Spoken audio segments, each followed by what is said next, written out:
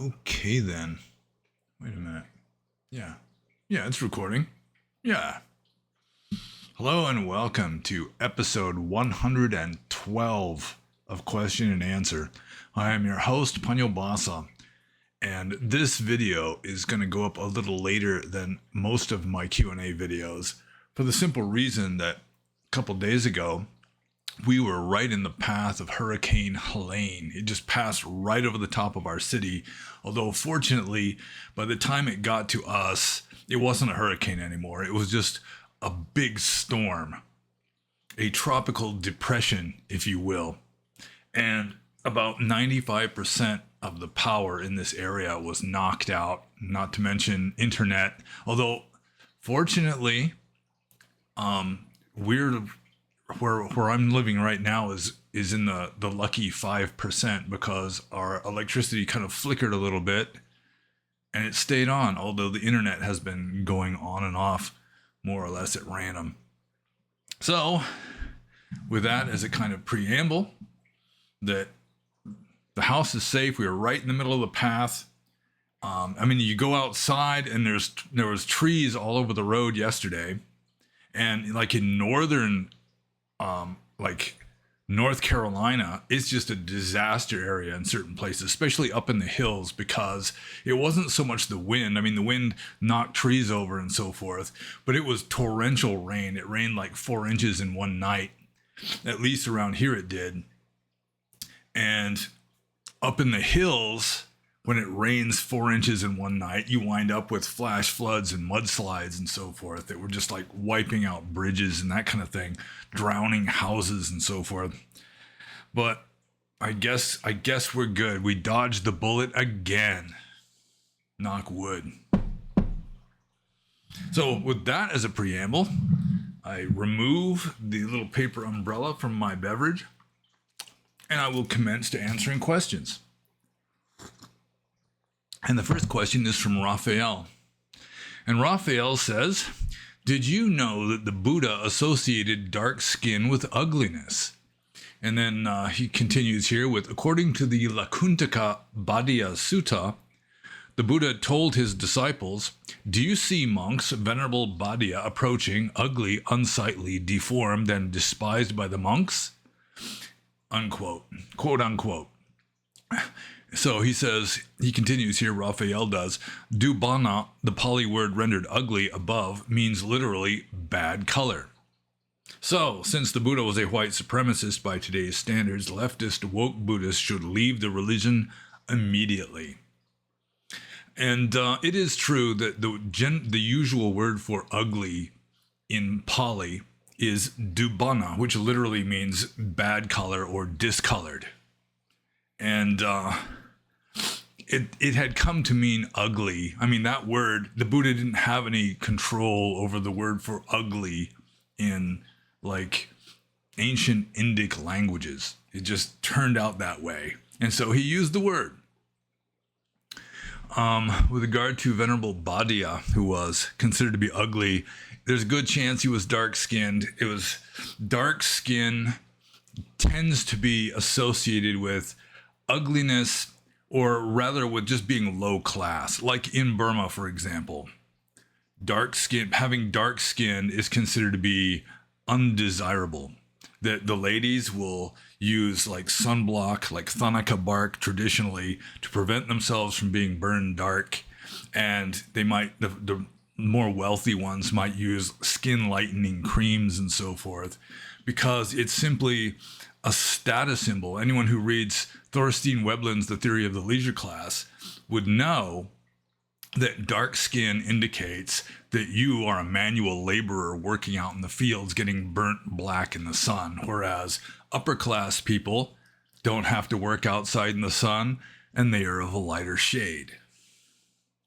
But also in India, especially ancient India, lightness of skin was it was kind of an Aryan thing, where, I mean, the word for caste in like Pali is wana, or in Sanskrit it's varna, which means color. So your caste is your color. And like some Hindus will say, well, it's just sort of symbolic colors for, representing each of the four castes. But originally, in all likelihood, it meant that the invading Indo-Aryans were lighter skinned. They were of the upper castes, whereas the natives were darker skinned. They were subjugated and of the lower class, of the lower classes, and they were darker skinned on average.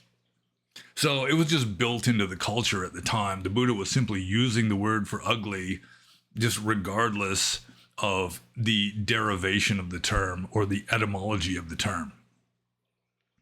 Also, there's a rule of monastic discipline. It's in the Paññobhāsa that a monk has to make his robe dubana, or discolored, before he wears it. And that is, it's a strangely interpreted rule that now is interpreted to mean that you just put a spot, or in Thailand, they put 3 spots, just usually ink, on their robe as a way of like discoloring it or making it ugly or whatever before the monk can wear it. So I guess the question here is, did you know that the Buddha associated dark skin with ugliness? It was a cultural thing at the time that light skin was considered preferable to dark skin. But I mean, the Buddha didn't come up with that. It was just, that was the culture. The word for ugly literally means bad color, which doesn't necessarily mean dark color. It just means a bad color, like someone with jaundice would be discolored also. So, yeah, I mean, the Buddha used the word, but he didn't invent the word. He didn't coin the term or anything. And so it's just the way it was. And that's the way it still is, like in like Southeast Asia. The ladies want to have lighter skin. They'll use sunblock and all this kind of stuff to avoid getting burned darker, because lighter skin is associated with higher social status.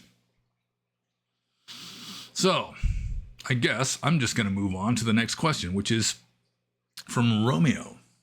And Romeo says, my brother, a white American, married a Japanese woman, and they are now living in Hawaii. My brother says that every now and then he experiences some anti-white sentiment, either from the native Hawaiians or from other Asians that move to Hawaii from places like the Philippines. They even have a disparaging term for white people called Heole, I guess, in Hawaii, in Hawaiian, Polynesian. My question is about whether you experienced any anti-white racism during your time in Asia, either while working on ships in Japan, as a monk in Burma, or during any of your other travels. You have previously mentioned being gawked at by villagers and such while in Burma. Can you recount any more overtly hostile experiences of being singled out for being white while in Asia? Well, I mean, it's true, I did work on Japanese ships before I became a monk, and the Japanese are just on average extremely polite, extremely civilized, also extremely clean. And so I never received any kind of derogatory statement that I could understand. Maybe somebody said something in Japanese that I didn't understand, but they were completely polite to me. No problem there. When I went to Burma, also as a general rule, in Burma, I was idolized. I was adored by the people. And the main reason for that, I think, is that in Burma, whether it's still true or not, I don't know, probably is, they just assume that Americans tend to be rich, beautiful, and happy. America is sort of like a deva realm. It's like paradise. Now, a lot of people in third world countries have this idea that America is like paradise and everyone there is rich and happy. And so the Burmese were very proud and gratified and vindicated that I would want to renounce paradise in order to come and live in poverty with them, practicing their religion, and even practicing it at a higher level than most of them were able to practice it. Even the monks, I was practicing at a higher level than even most Burmese monks, who as a general rule tend to be pretty lax. But the Burmese are kind of racist. They do think that even though America is like paradise, it's best to be Burmese, that the Burmese, they're the most fortunate people because they've got pure Dhamma and so forth. And so one of their great compliments, if they really like you and want to compliment you, they say, you must have been Burmese in a previous life, or if you keep living like this, you could be reborn as a Burmese person in your next life. Even so, it is common in Burma for the upper classes, especially like educated people, especially, to assume that only Burmese people can really understand Dhamma correctly. All foreigners have wrong view, including the Thais and the Sinhalese. And so you'd have well-meaning, it wasn't hostile, but you'd have well-meaning, educated Burmese people just assuming that I don't know anything and trying to explain just kindergarten level basics of Buddhism to me. Just assuming that I wouldn't know that kind of stuff. Which was kind of insulting. It was kind of like a microaggression or something. But, it wasn't hostile. It was just sort of condescending. There have been a few, really sort of anti-white racists that I've heard about in Burma. Like, for example, in the village of Shuiziye, which was about maybe 2 miles from my cave at one time. There was this one guy who was always bad-mouthing me. And, he's saying that if that monk ever comes to visit our village, I'll escort him right back out again, this kind of thing. And then a short time after that, he was unpopular because most of the people considered me to be this great holy man. And so he was unpopular because of that. And then shortly after that, he got jaw cancer, probably from chewing tobacco or some such. But of course, the people who idolize me, they're saying, there, you see, you bad mouth the holy man, and this kind of stuff happens to you. Also, when I lived way out in the sticks in a different cave in northwestern Burma, in the edge of Alondo Kathapa National Park, I heard about this other guy who was always bad-mouthing me. Just probably, he was old enough that sort of British colonial times were kind of a sore spot with him. And, it's just white people, they're the colonizers, they're the bad guys or something. Anyways, he'd badmouth me a lot. And then he wound up picking a fight with somebody or getting in a fight with somebody, and then he got thrown in jail. So again, it was like, there you see, bad things happen to you when you criticize the American monk. So, I get gawked at a lot, mainly by little kids that had never seen a white person before, way out in remote areas of Burma. But I've never really encountered any overtly hostile experience because of my ethnicity when I was in Asia. I've spent some time in Indonesia also, like on the island of Bali, and never any kind of xenophobia or any such thing, partly because Bali is like a tourist area, lots of white tourists there. They're just used to it. We're a source of income for them, no problem.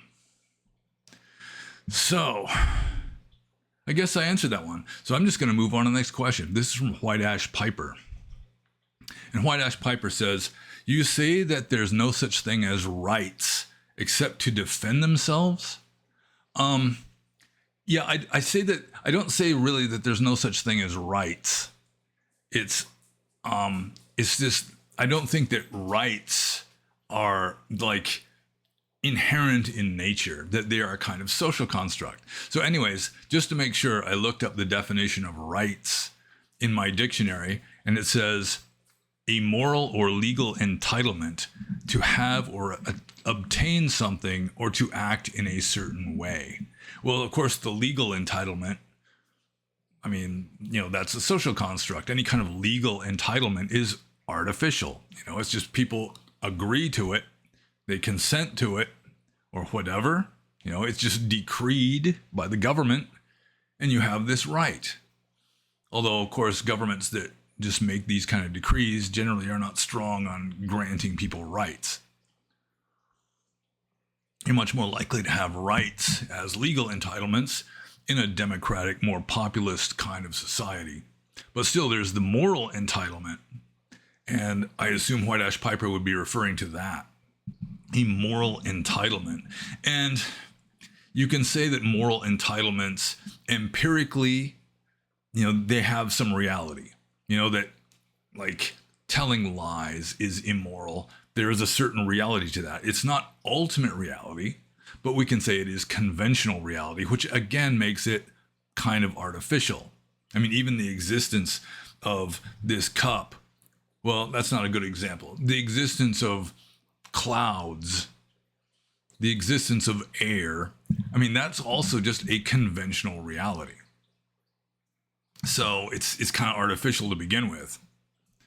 But I mean, if you want to say that we have moral entitlements that are just sort of built into ethics, from a Buddhist perspective, I mean, I wouldn't be completely against that, but like, I mean, I am willing to accept certain rights as fairly, I mean, just an obvious good idea. Everyone should have the right to their own thoughts and their own beliefs. Nobody should be punished for just what's going on inside their head. Something like that. The right to strike out in self-defense. Why not? But still, ultimately, it's something that is, it's kind of artificial. It's like an artifact of human psychology and our decisions on what is good and right and proper and all that. So, I mean, I'm not really going to just argue the point that, rights just do not exist in any sense. I mean, beyond just the legal level. But I do think that rights, it's kind of an abstraction that, I mean, you can't really, no scientist could isolate a right to do something from some substance, for example, that, it's something that we agree on. It's better not to kill than to kill, something like that. But I mean, an entitlement, a moral entitlement. I mean, what does that even mean, really? A moral entitlement to strike out in self-defense? Well, some states, you strike out in self-defense, you go to prison and not the person who assaulted you. It's just, to some degree, it's still an artificial abstraction. So I would consider rights to be still a useful term. I mean, especially if it's a legal entitlement, you can just read it right there in the Bill of Rights or whatever. But whether human beings in general, or just conscious beings in general, just automatically have rights, I just don't see it. It's just too much of an abstraction that we can plausibly apply to things, but I don't think that there are these rights in the ether or in Plato's heaven or some such that apply to us regardless of whether we acknowledge those rights or not. So, I guess I'll move on to the next question. This is from Fred. And Fred says, is Nirodha-samapatti the death of the life stream? Is it in effect the death of the individual jiva? Well, from the Buddhist point of view, the individual jiva is another one of those artificial abstractions. It's not really the death of the life stream, because in Nirodha-samapatti, or the attainment of cessation, which only a very highly advanced sage can attain, after he comes out of Nirodha, I mean, he's right back where he was before, essentially. So it's more of just like suspended animation for a while. At least that has become the orthodox interpretation of Nirodha-samapatti, the attainment of cessation. You just go into a kind of temporary self-induced coma or state of just suspended animation. It's beyond even being a hibernating squirrel, I think. And then you just come right back out of it. And so you wouldn't even be aware of it ever happening. So, I mean, I don't even see any value in that. It's like being reborn as a perceptionless Brahma, where there's no mentality going on. You might be in this perceptionless Brahma realm for millions of years, you wouldn't even be aware of that fact. You know, you get reborn as some other kind of deva, for example, or Brahma, where you can recall your past lives. You wouldn't be able to recall it because you never experienced it, because you were not having any mentality going on. You were just like a statue. So it's just kind of these, I don't know, it's almost self-contradictory. The orthodox interpretation of Nirodha-samapatti, or the orthodox assertion of one of the 31 planes of existence being the realm of perceptionless Brahmas, where they can't even work out their karma. I mean, you're supposed to stay in that realm until your karma is exhausted. You can't even exhaust karma if you don't have any perceptions going on. It doesn't make sense. So, like I said in the previous Q&A, if I remember correctly, Nirodha-samapatti, it originally just meant the cessation of perception and feeling. And because, like Abhidhamma says, you can't have consciousness without perception and feeling, then they're just saying you can't have consciousness or anything. It's just your mind just stops temporarily and then starts up again.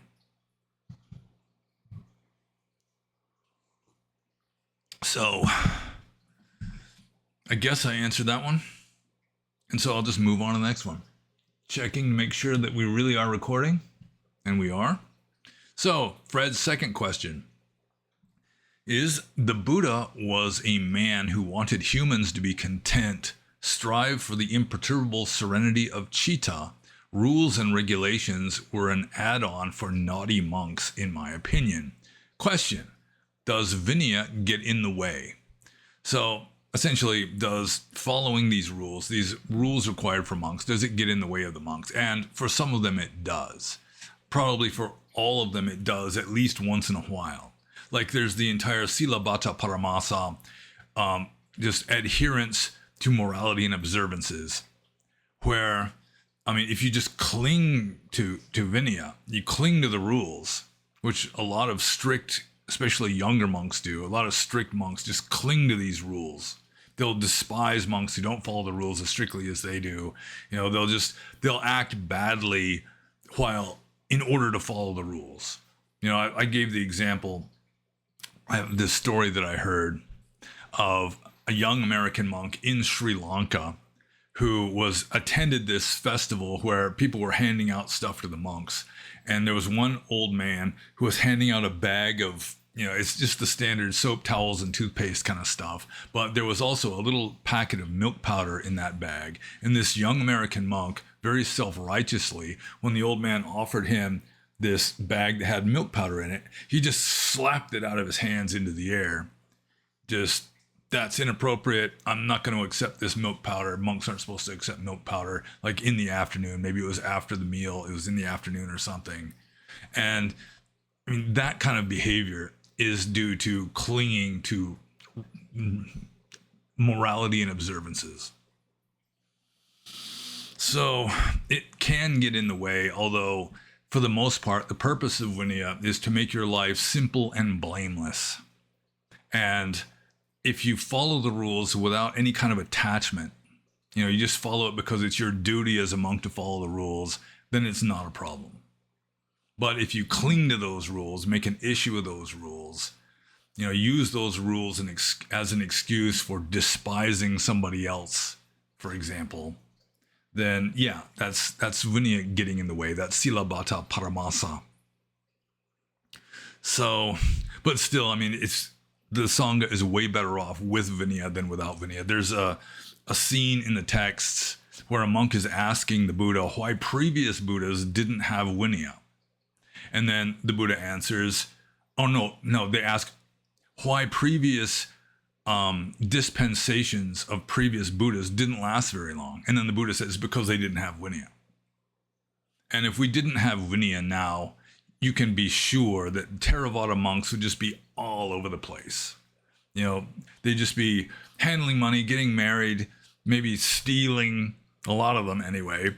It's just, you have to have some kind of rules in place, even though it can be an obstacle. Nevertheless, it's even more of an obstacle. It would just destroy the whole system if you didn't have any kind of rules.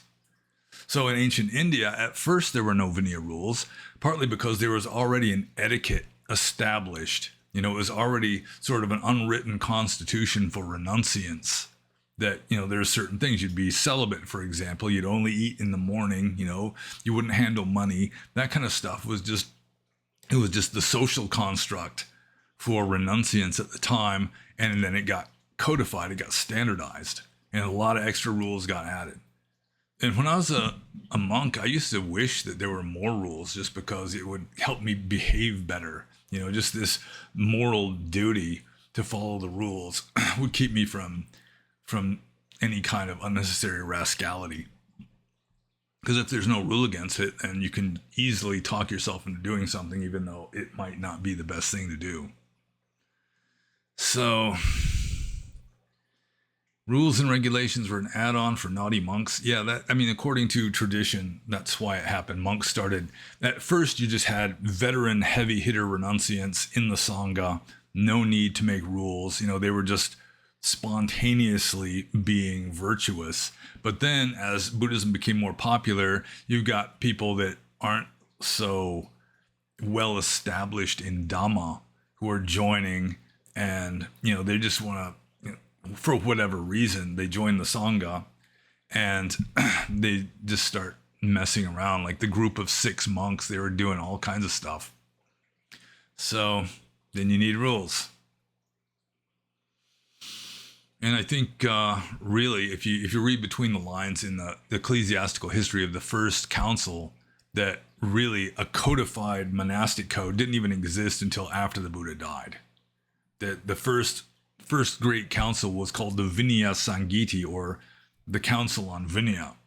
So that's where they standardized most of the Patimokkha and some protocols like ordination procedure and so forth. And you'd have to have rules at least for that. You know, how do you know whether somebody's a monk or not, even if you don't have any kind of rules? So I'm pretty much answered that one. So I'm going to move on to the next one from Philalethes, who tries to trick me here by having 4 questions, but he starts with question number 0. So he's got 0, 1, 2, and 3. And I don't know, I'm a little too skillful in mathematics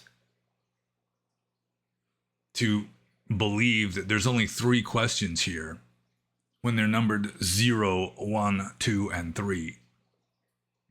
But I don't know, maybe if one of the questions is really easy to answer, I'll answer the third one, which is 4th on the list. So anyways, question number 0, what is the origin of your name, Paññobhāsa? Which he spelled incorrectly here. I gotta fix the spelling of my own name. Okay, Paññobhāsa. Actually, Paññobhāsa is a combination of 2 words, pañña and obhāsa. And each of these is a root plus a prefix. So pañña is pa plus ña, and obhāsa is o plus bhāsa. So pañña is usually translated as wisdom, prajña in Sanskrit, which is, it's like the same prefix as the Greek pro. So, I mean, the literal translation of pañña, just etymologically into Greek, would be prognosis, because the ña has the same Proto-Indo-European root as gnosis, and the pa at the beginning is like pro in Greek. So it'd be like prognosis, but it has a different meaning.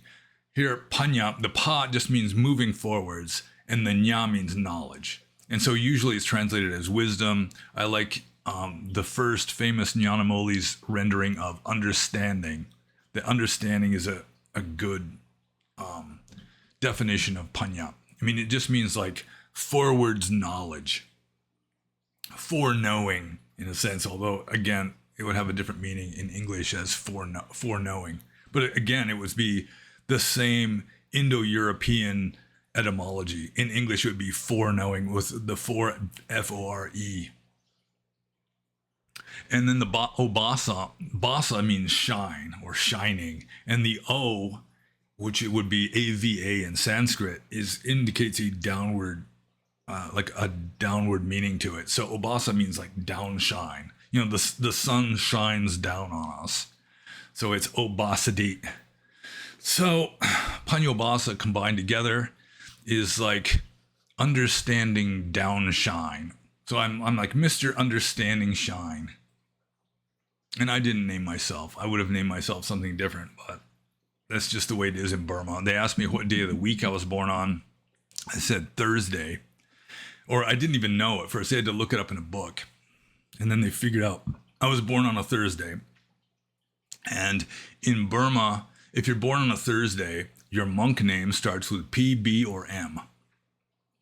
And Paññobhāsa, they just liked, when I was ordained temporarily as a novice, before that I was Paññasami, which again is a P name. I'm glad that I didn't get named Paññasami as a monk, because I just didn't like that name. Prajñaswami sounds better in Sanskrit, but Paññasami I just didn't like so much. So I'm just going to move on to Philalethes' first question, or number 1, which is actually the second question. Is it harder to become a monk now than when you ordained in the 90s? And I really can't say, because I haven't tried to ordain again since the 90s. I don't see why it would be harder to become a monk now. I think you'd actually have more options. Like when I ordained, Tongpulu Kaba'e Monastery was probably the best Theravadan forest monastery in America, because Abhayagiri didn't really exist yet. And also Wat Metta didn't really exist yet, or it was just like getting started and really hadn't been established yet. So you probably have more options in the West with regard to being ordained. And I don't see how it would be any easier or harder in like Asia. I think Thailand, maybe they might kind of look into you and see if you're like, you have a history of being like some kind of political activist or something, and they might refuse you a visa on that regard. I've heard about that sort of thing happening before, but I don't think it would be all that much more difficult now as in the 1990s. It might even be easier for all I know. So I'm just going to move on to the next question, which is, this is also from Philalethes. Would the Buddha, if incarnated today, be a Luddite? And I'm not 100% sure what a Luddite is. Isn't it? Weren't Luddites like anti-technology protesters? Like during the Industrial Revolution, weren't they like breaking machines and so forth because they considered machines to be a kind of automation that was robbing them of their jobs, that kind of thing? So would the Buddha, if incarnated today, be a Luddite? If I understand the word Luddite correctly, I don't think so. He's not so much a social activist. I don't think he would be like Amish. Although if he renounced the world, there's a good chance he would, say that monks shouldn't have cell phones, shouldn't have computers, that sort of thing.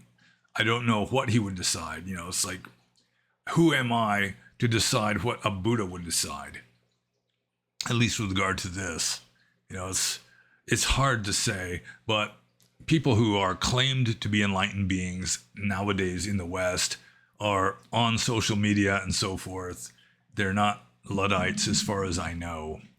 And so I kind of doubt that the Buddha, if he was incarnated today, would be anti-technology. That he would probably just accept, what's going on. Like in the Buddhist time, money was like a new technology. It had just recently been introduced into India.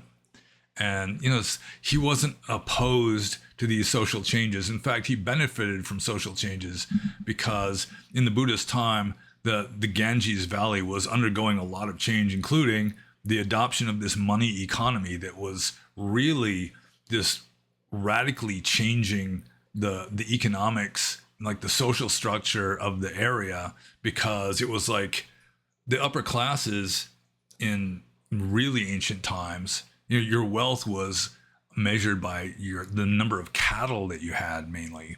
And all of a sudden, the rich people were no longer like the owners of these big plantations and ranches. They were in town handling money. Like Anathapindika, he was like a banker or a moneylender or some rich merchant, something like that, some sort of city magnate who was very wealthy with money, not with cows. So, the Buddha it was all right. And it could be a kind of a similar thing where the Buddha was actually benefiting from, say, the information age and internet and all that. Who knows? But I'm just moving on to the next question, which is the transgressive fourth question, despite his his sly way of numbering the questions. And this question is, I don't know. What's the bare minimum practice one would realistically need to attain stream entry? I'm guessing keeping at least 5 precepts, if not 8, and some amount of daily meditation, but how much is a must? Well, anyone who's familiar with my interpretation of the 4 stages of sainthood and stream entry in particular would know that I think that the orthodox interpretation of stream entry is not the original interpretation of stream entry. I think the original interpretation of stream entry was, it's sort of like a born-again Christian.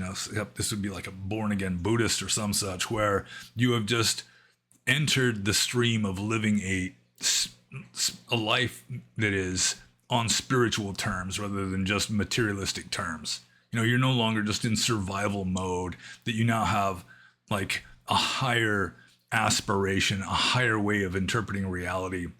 But it wasn't so much any kind of like paranormal, it wasn't any kind of attainment of sainthood or sagehood. It was just, you had a change of heart, really. There was some kind of insight maybe that inspired you to become religious, just like there may have been some kind of insight that inspired Russell Brand to get baptized and become a practicing Christian recently. So, what's the bare minimum practice one could realistically need to attain stream entry? From my point of view, it could just happen to you spontaneously. You could be just a messed up person. You could be like, I have this friend who, he was a rascally guy. He was in a punk rock band, which doesn't so much indicate he was a rascally guy, but it kind of indicates that he had sort of like this punk attitude. And, he was stealing things and so forth. And then a friend of his suggested he attend a meditation retreat, and just attending that meditation retreat just turned his life around. It just gave him this superior option with regard to how to live your life. And something similar happened to me when I was 16, 17 years old. I was getting in a lot of trouble, skipping school a lot, doing a lot of drugs, just partying, just getting in lots of trouble with my parents, especially. And my father required me to see a youth counselor. And this youth counselor, turns out, was a spiritual guy. And he turned me on to like Ram Dass books. He also gave me his copy of Illusions by, Richard Bach, which is an excellent book.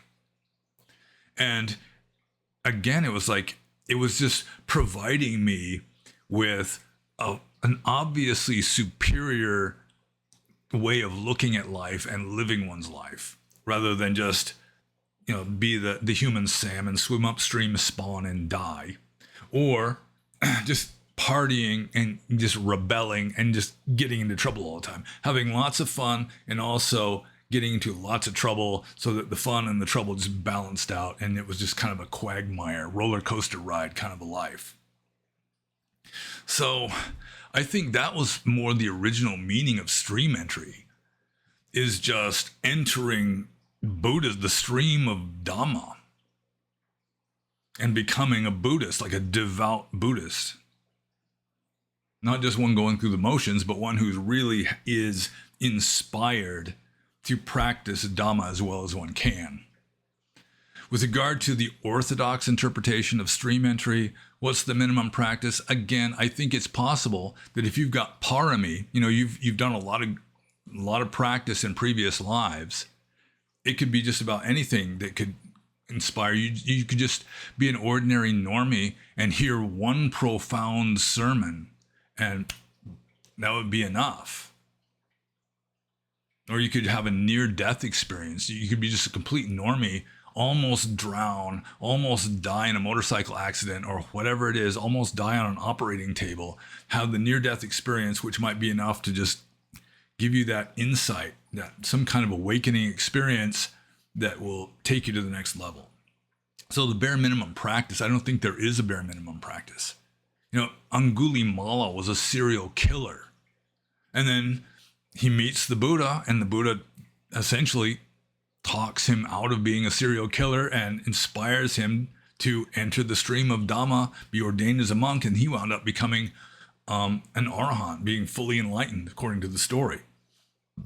So I don't think there is a bare minimum practice, although the more practice you do, the more likely it is that you will have some kind of awakening experience. There's no guarantees, but the more virtuous and dharmic your life is, the better your odds are.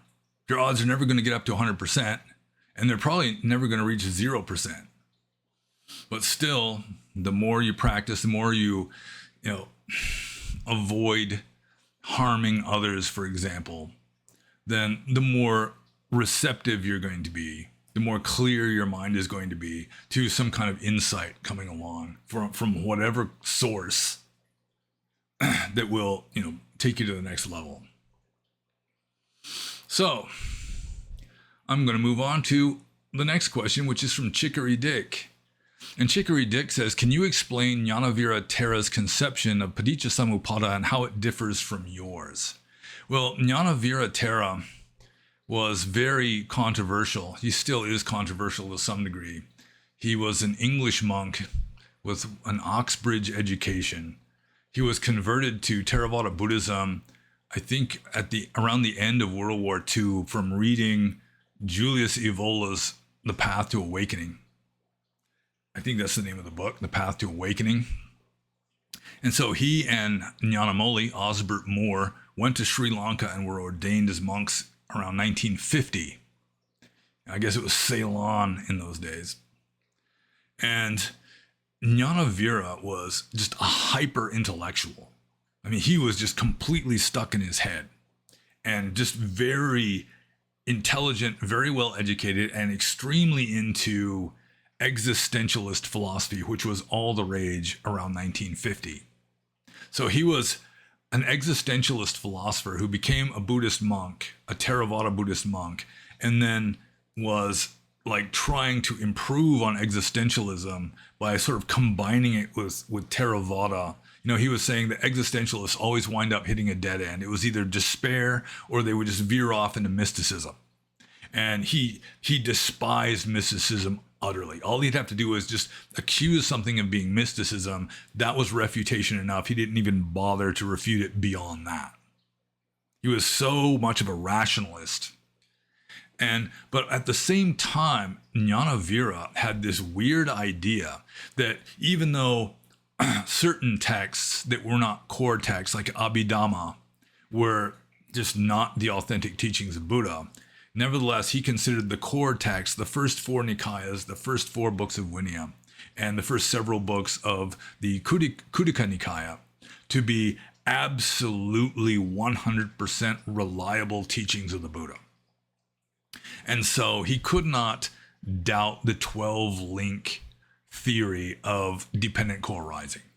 He could not doubt that, but he interpreted them all as being simultaneous. And his explanation of Paññobhāsa is so hyper-intellectual that I assume very few people could understand it. I don't even remember whether I fully understood it or not, because it just wasn't worth the effort. It's sort of like reading Hegel, where it's just not worth the effort to bust your brains trying to follow along with this hyper-intellectual discussion when you just have this feeling that it's BS to begin with. Why have to teach yourself calculus in order to follow a geocentric astronomical system? It's that kind of situation. So he believes that it's all simultaneous. He's the one who pointed out that it says this arising, that arises, not this ceasing, that arises. So, we agree on that much. And that's about as far as it goes, because I do not consider the 12-link model of dependent co-arising to have originated with the Buddha. That's not really what dependent co-arising was all about. But Ñānavīra, he could not doubt anything in the suttas. So he starts with the 12 links and then gives his own like idiosyncratic interpretations of these 12 links and how they're all sort of interrelated, because he considers it all to be simultaneous. And really, the only real point of agreement that we have is that it's all simultaneous. But I don't accept the 12 link theory. That's obviously, to me, a later development. And you can see like prototype models of the 12 links in older suttas. And apparently they just finally settled on 12 links, probably within the first 100 years of Buddhism, because all the ancient schools apparently had these 12 links. But you can see prototypes, like the Kalahavivada Sutta, the central portion of the Sakapanya Sutta, and even the Nidana Sutta, which is the largest discourse in the text on dependent co-arising. Even that one is like a cardinal discourse explaining dependent co-arising. Even that one deviates from the 12 links. So, yeah, Ñānavīra, his understanding of Paññobhāsa was extremely dogmatic to the extent that he accepts everything in the suttas, but then kind of reinterprets it away from what the commentaries, because he had no use for the commentaries at all. So I hope I answered that one, because I'm moving on to Chicory Dick's next one, which is it different from your statue metaphor? And then he said, please let me know if you can read my comments now. Yeah, I saw your questions on YouTube and on BitChute this time. So is Ñānavīra's interpretation of Paññobhāsa different from my uncarved block metaphor? Yeah, it's radically different. In fact, Ñānavīra would utterly despise my theory or the simile of the uncarved block, because, as I pointed out, Ñānavīra hated mysticism. He said that it violates the Aristotelian laws of thought. And there's three main Aristotelian laws of thought. It's like A equals A, which is the law of identity. Let's see. What's the other one? A does not equal not A. So it's like you can't say that something equals its opposite. And then there's the law of excluded middle, which is, what's the symbolic way of explaining the law of excluded middle? B has to be either A or not A. And he says that mysticism just violates these laws of thought, and so it is just bullshit. For example, one of his followers wrote a book on Dhamma, and he's talking about the different jhanas. He refused to translate the highest formless jhana name, which is the realm of neither perception nor non-perception, because it was self-contradictory. It was like an embarrassment to this idea that you cannot violate the laws of thought. So, my theory of the simile of the block of marble is mystical. It's a mystical interpretation of reality, and Ñānavīra would have just despised it utterly, because he was so stuck in his head, he could not appreciate mysticism, which is too bad, because in my opinion, the Buddha was a mystic. Like the whole Atthakavagga is a mystical text where it's saying, just get away from thoughts. You're not going to understand reality through thoughts. You just have to experience it directly, which is what mysticism is. Ñānavīra just hated it.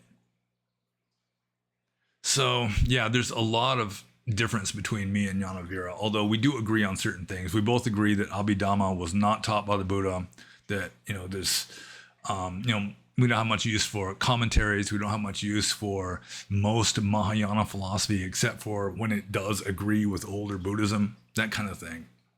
And I did have one person, a European monk, contact me once and asked me if I was a follower of Ñānavīra just from what he had been reading on my blog. But the main difference between Ñānavīra and me, Ñānavīra was a rationalist who hated mysticism, and I am pretty much of a mystic, at least with regard to, an approach to the absolute. And I just consider that rationalism has severe limitations.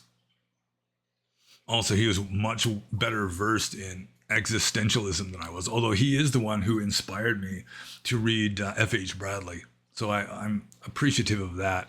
Also, he had read Gibbon's Decline and Fall of the Roman Empire like 3 times as a monk.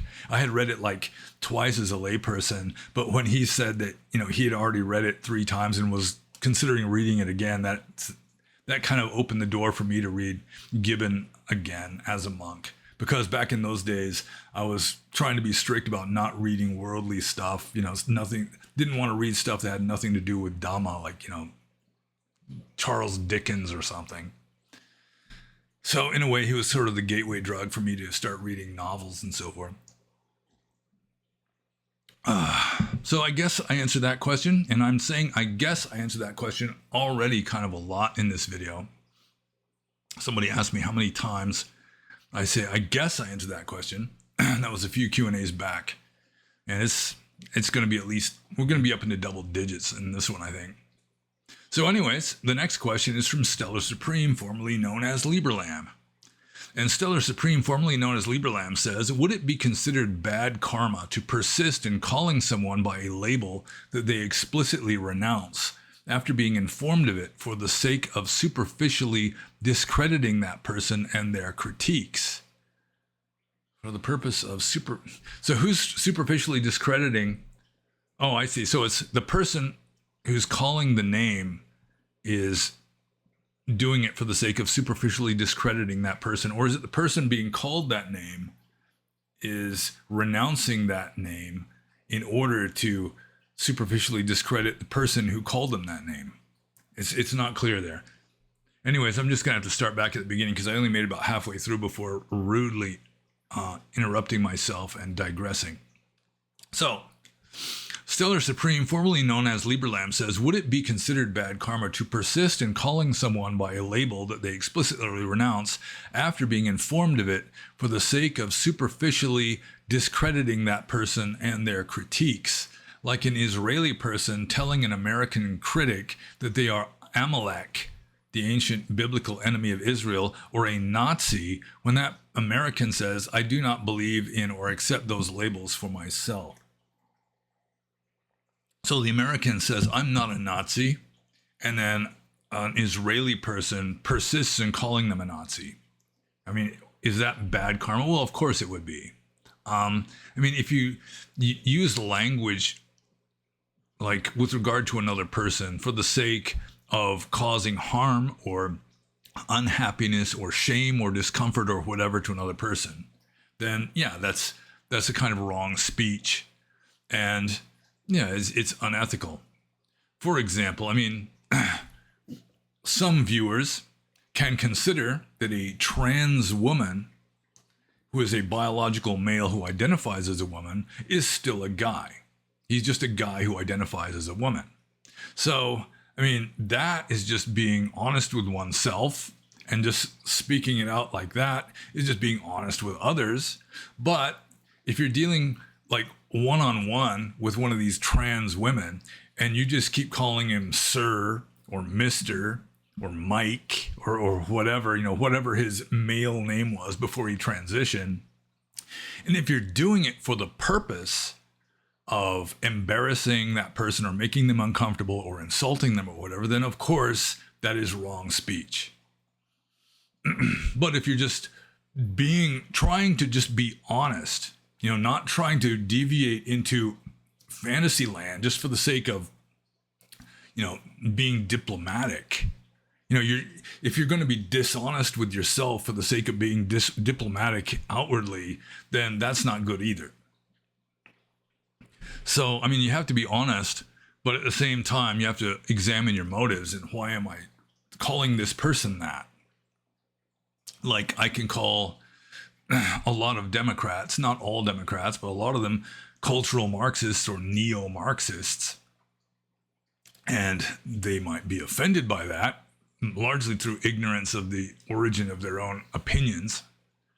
But if I'm doing it for the specific purpose of insulting someone or making them feel bad, then yeah, that's wrong speech. It doesn't matter what it is that you're saying. If you're saying it for the specific purpose of making someone unhappy, just for the sake of making them unhappy, then yeah, I mean, that's wrong speech, and you shouldn't do that, at least from a Buddhist point of view. So let's see here. Let's see. I guess I answered that question. I said it again. So I'm just going to move on to Seller Supreme, formerly known as Liberland's next question, which is, would the Buddha reject the prophecies about Israel and the Israelites being special, the authority of ancient biblical prophets, and their sayings about a Messiah? Well, it's hard to say what the Buddha would say, what the Buddha would accept or reject about prophecies about Israel. It may be following his own teachings, like in the Atthakavagga, as they are portrayed in the Atthakavagga, that he wouldn't accept or reject. You know, it just, well, that's what they say.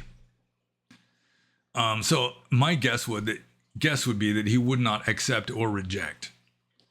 But I mean, if you were going to talk, let's say that the Buddha somehow knew about the Israelites and that they were teaching in the Buddhist time something that they supposedly were teaching in the Buddhist time, but now modern scholars are saying, well, Judaism as it exists today didn't exist until like Hellenistic times at the earliest. I mean, let's see, Israel and the Israelites being special. I don't think that, I mean, he would just point out that, you know, the Brahmins consider themselves to be special too, but they're not necessarily special.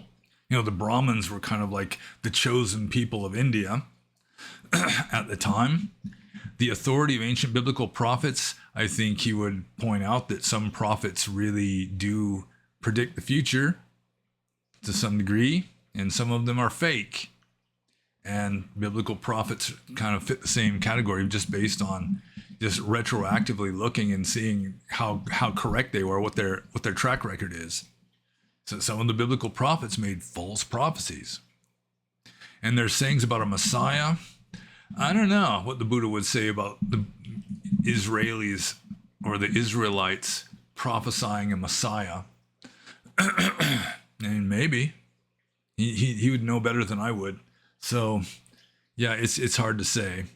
But with regard to him, would he accept or reject this kind of stuff? I think that the enlightened point of view would be neither to accept nor reject. So I'm just going to move on to the next question. This is from Outer Haven, and I do not get this question. I think it's a joke question. Outer Haven says, how many two-factor authentications until I reach enlightenment? And yeah, there's no way of really knowing the answer to that question. It could be an infinite number. I don't know. Yeah. So I guess I'm just going to move on to the next question. I just do not understand two-factor authentications until I reach enlightenment. So this is from GameFap. And GameFap says, that Trump doll seems to move around the room and be in different positions in each video. Is it possessed like Chucky? Or perhaps you are using the doll in inappropriate ways, or a voodoo doll? Actually, my woman keeps moving the doll around. She kind of decorates the background. She put the hats on top of the plant thing back there too. See, the Trump doll is yeah, you can see him right there, kind of peeking over the back of the chair there on the bookcase. He's like on top of the books on the third from the top row. So he's there, but he's not self-propelled. He's not sentient in any way, as far as I know. Yeah, it's just that my set designer is moving it around sometimes. She also placed the autumnal pumpkins back there. So I'm just going to move on to the next question. This is from Drunk Druck.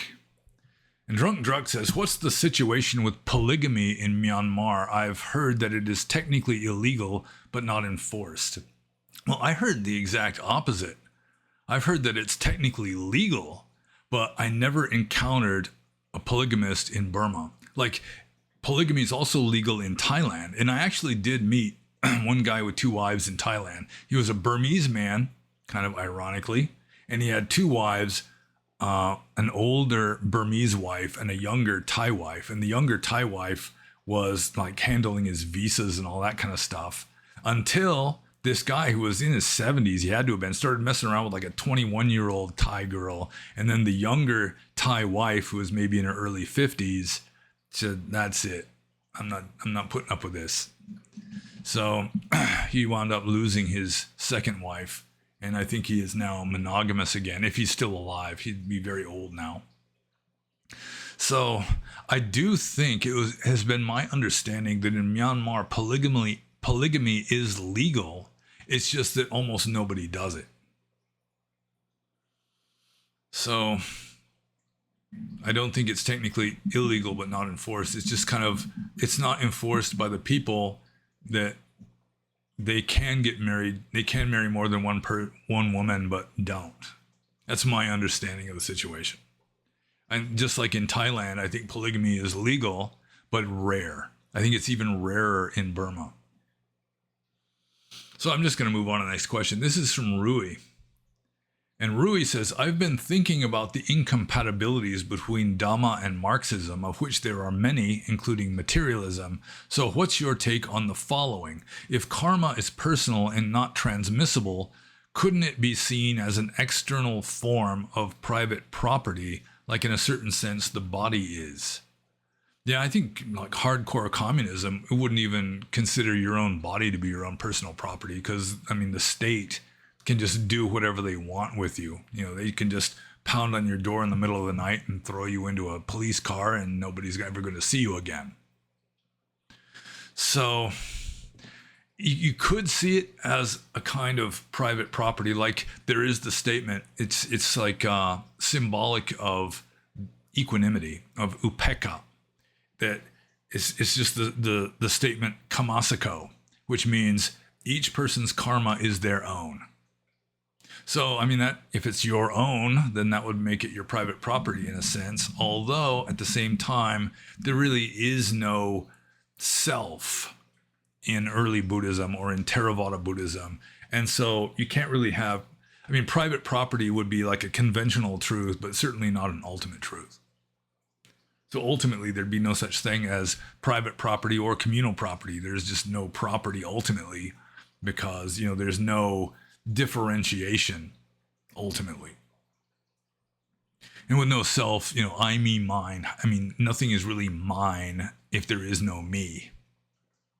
But in a sense, you know, like in a figurative sense, one's karma is one's own. Kamasako. So you can deal with that as you please, I guess. And I'm going to move on to the next question.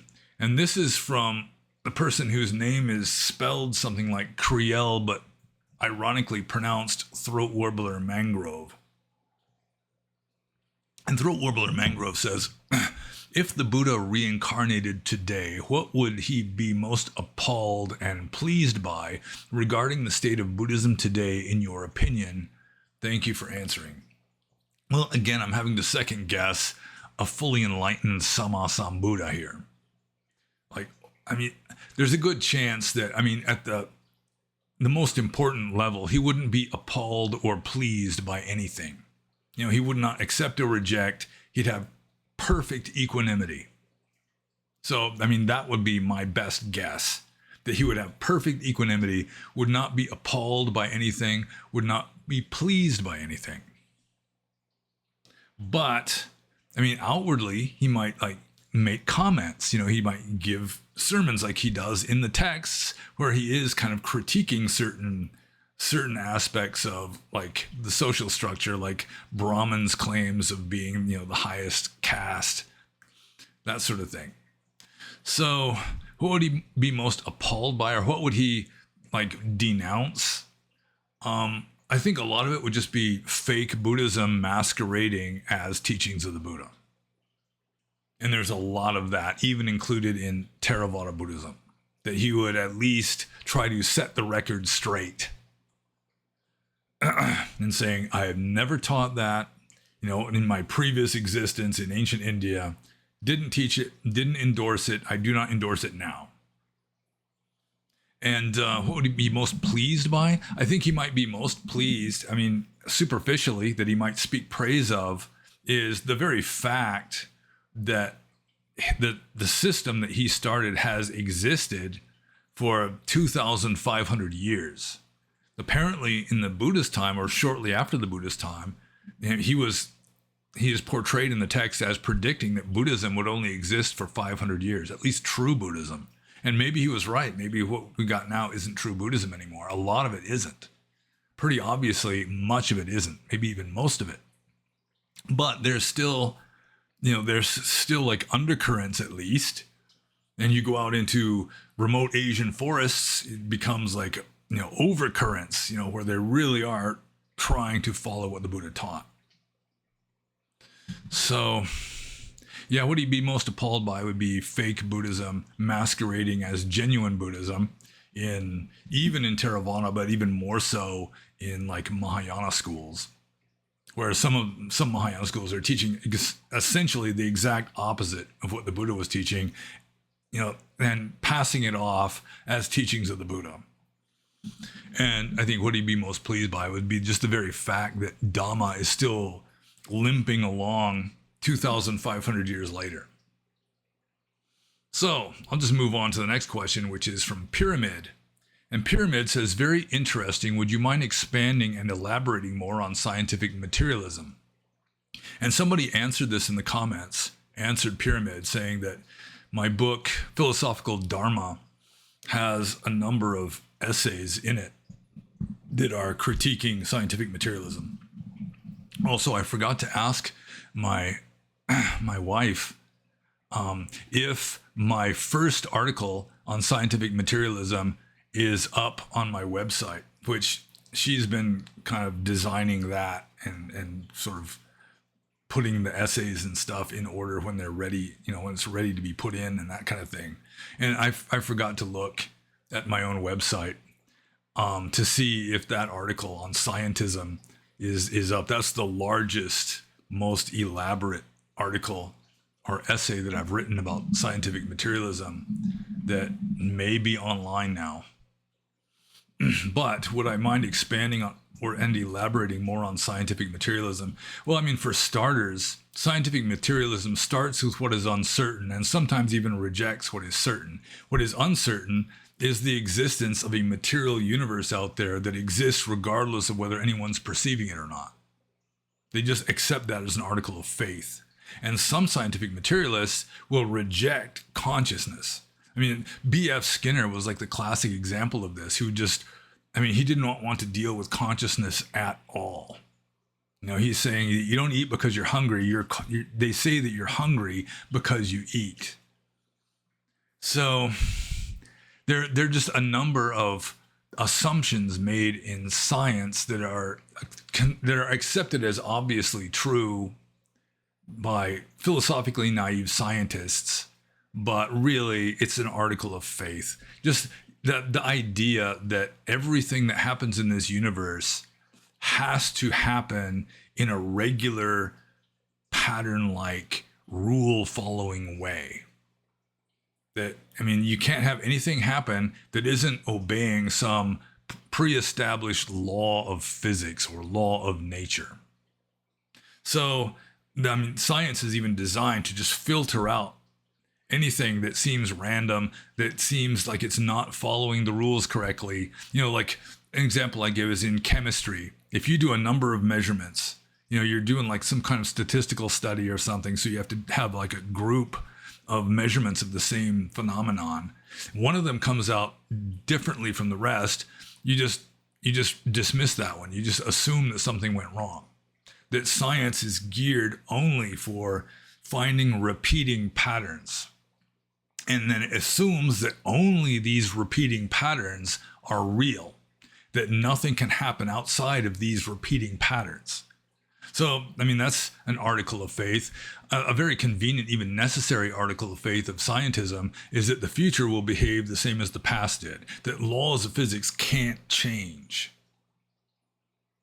And you pretty much have to do that if you're going to be like making inferences with regard to the future based on the past, which is what science does. You verify or at least like reinforce a hypothesis or a theory by making predictions. If this is true, then this should be true in the future. Is like one of the ways of verifying Einstein's idea of light being bent by gravity is there was a total eclipse of the sun, and you had astronomers like trying to verify or debunk Einstein by measuring whether there was some sort of curvature of light going around the sun where they could see a star that should have been obscured by the sun, but then they can actually see it. So that verified Einstein, or at least reinforced Einstein's theories. So, there's all kinds of articles of faith. The very idea that reality can be understood intellectually, the very idea that this gray blob of meat in your skull is capable of understanding reality, that kind of thing. And then they just take it as a kind of religion, really. They have faith, just unquestioning faith in their scientific materialism, like Richard Dawkins. He has so much faith in it that he's just like overbearingly smug about it. But, if you want more information on that, you can obtain my book, Philosophical Dharma. Look on my website to see if my original scientism article is there. And if it's not, it will eventually be put up on that website. So I'm just going to move on to the next question, which is from RFS. And RFS says, Venerable Sir, in regards to the fear, did you overcome the fear of death as a monk? Well, I've never been extremely afraid of death. If somebody were to put a knife at my throat, I guarantee you I'd start sweating and my heartbeat would increase. But it's not so much the fear of just death as the fear of the few moments before death. Because getting your throat cut can be very unpleasant, or so I have been told. So it is true, though, that, like, for example, in medieval Japan, the samurai would go and stay at a Zen monastery for a time to help them overcome the fear of death, because Buddhism is effective at helping a person overcome the fear of death. So I'm not especially afraid of death. You can have like instinctive startle responses, just reflexive stuff that happens. But I'm not really all that afraid of death. But did I overcome it as a monk? I think it may have helped it along. But my father wasn't afraid of death. He wasn't a monk. He just firmly believed in reincarnation. He believed he could remember some of his past lives. He kind of looked forward to dying sometimes, especially when he got old. He's just curious. I want to see what happens next. He really did not like being old and sick and broken down when he was like 80 years old. So, yeah, fear of death has never been like a major issue with me. Maybe when I was younger, but whether it was my being a monk or just getting older, maturing, that helped to overcome it more and more is uncertain. But I'm sure being a monk helped. Being a Buddhist in general was very helpful in helping anybody to overcome the fear of death. Although a lot of devout Buddhists in Burma are still terrified of dying. And then the justification they'll give is that you don't know what your next life's going to be. You can just have like this horrible thought right at the moment of death that can send you into a lower realm. So, yeah, I hope I answered that one, because I'm moving on to the next question. This is from the proto-pseudo-monk, occasionally known as Cool Whip. And the proto-pseudo-monk says, you have said that practicing Dhamma in the lay life is like playing samsara on a higher difficulty setting. Despite my strong yearning to renounce the world externally by becoming a monk, I think in my case the worldly life presents a fruitful ground for progressing towards enlightenment, at least in this life, for reasons I needn't get into. I think the degree of mental renunciation possible, monk or not, may be the same for me. It's like I see my present karma, my thoughts, interests, etc., and the monastic existence may be counterproductive and may result in dwelling in regrets. As Ricard put it, like the fruit from the tree that has not fully ripened. I have assessed for myself that I should do like the Hindus and renounce the world externally completely as a wandering beggar at an older age. I have to admit that framing the worldly life as a higher difficulty setting has been quite beneficial and insightful perspective, and played an important role in my confidence for being able to follow the path. Before, I thought unless I wasn't a monk, I couldn't practice advanced Dhamma. But I think the paradox of enlightenment makes worldly life, in my case, actually a more appropriate form. My questions are, and so his first question is, with that as an introduction, could you speak on how a layperson can achieve enlightenment? Well, there are two main ways. You do it on purpose or do it by accident. And in the West, it seems like most of the people who claim to have become enlightened or to have had some transcendent awakening experience have had it happen by accident. They had a near-death experience. They almost drowned. They almost died somehow or another. Or like Eckhart Tolle, he just had this horrible existential crisis, and it became so unbearable that it just kind of slammed him out of his usual mode of samsara into something better. So that's the main way that a layperson achieves enlightenment, is just by being ripe for it without realizing it, and then just some cataclysm just slams them out of samsara, so to speak. Otherwise, I mean, you can practice a lot, and if you've got talent and worldly life isn't so much of a distraction, that you still are able to keep Dhamma as your highest priority, where everything else is just kind of secondary to Dhamma, then still you can make, great progress. Yes, I think it was, who was it, Ramakrishna, said that, I mean, if you are moved to tears at the very name of God, then you can do whatever you want.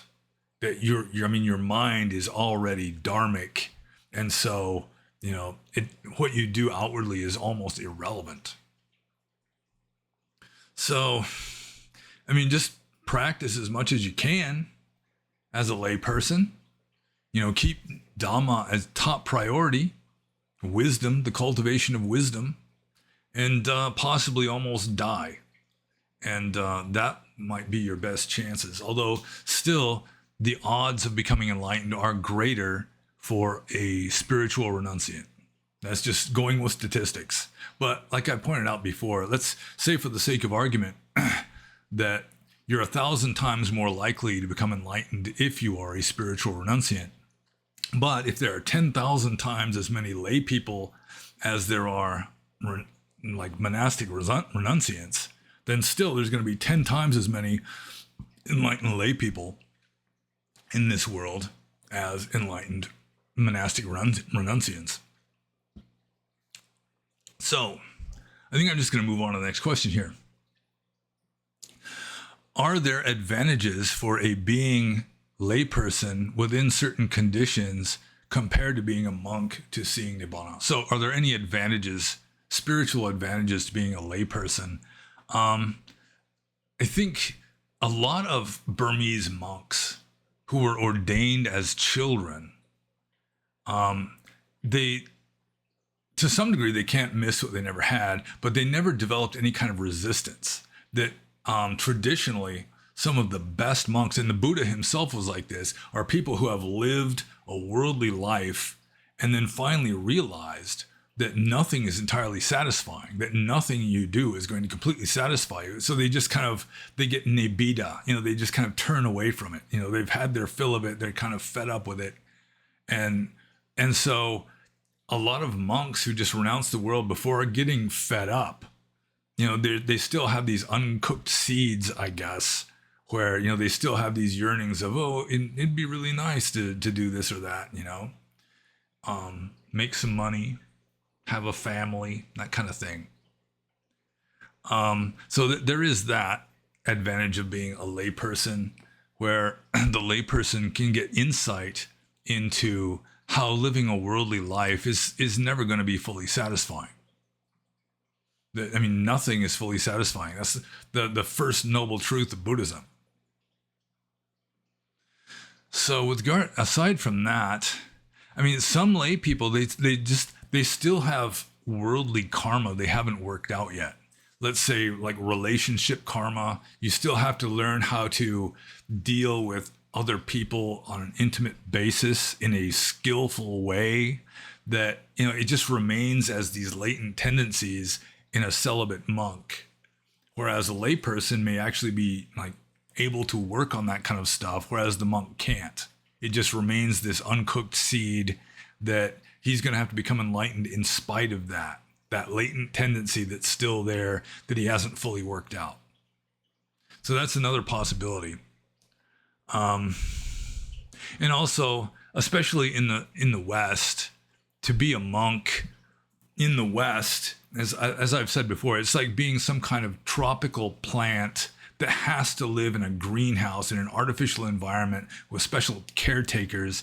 That it's just sort of a constraining kind of existence that doesn't work for everybody. Just being a monk in general doesn't work for everybody.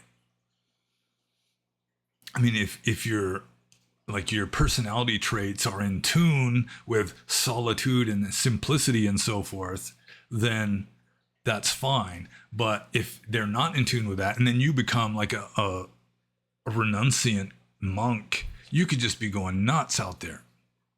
So if you're just not ready for whatever reason, or you're just, maybe that's not even the best word in this context, is if it's just like, it's just not in tune with your personality type to become a renunciant celibate monk, then you may have to just, do your best at the higher difficulty setting. But don't forget that it really is a higher difficulty setting. I mean, if you, you're not very good at playing the game, it's hard for you to win at the easy level. But still, you think, well, I'm just going to give myself an extra challenge by doing the hard level. I mean, it's very easy for lay people to deceive themselves, to kid themselves into thinking, well, I'm just doing a higher difficulty level, when really they couldn't even come close to winning at the easy level. I mean, not that becoming enlightened as a monk is easy. It's easier. It may be way easier. That's why the Buddha, he developed the Sangha to begin with, because that maximizes your odds. So you're going with a long shot as a layperson, even though it's already a long shot even as monk, because most monks and nuns do not become enlightened. Not in this life. So, don't try to kid yourself into thinking that it's more noble and exalted to remain a layperson just because it's more challenging. You can't succeed in meeting the challenge.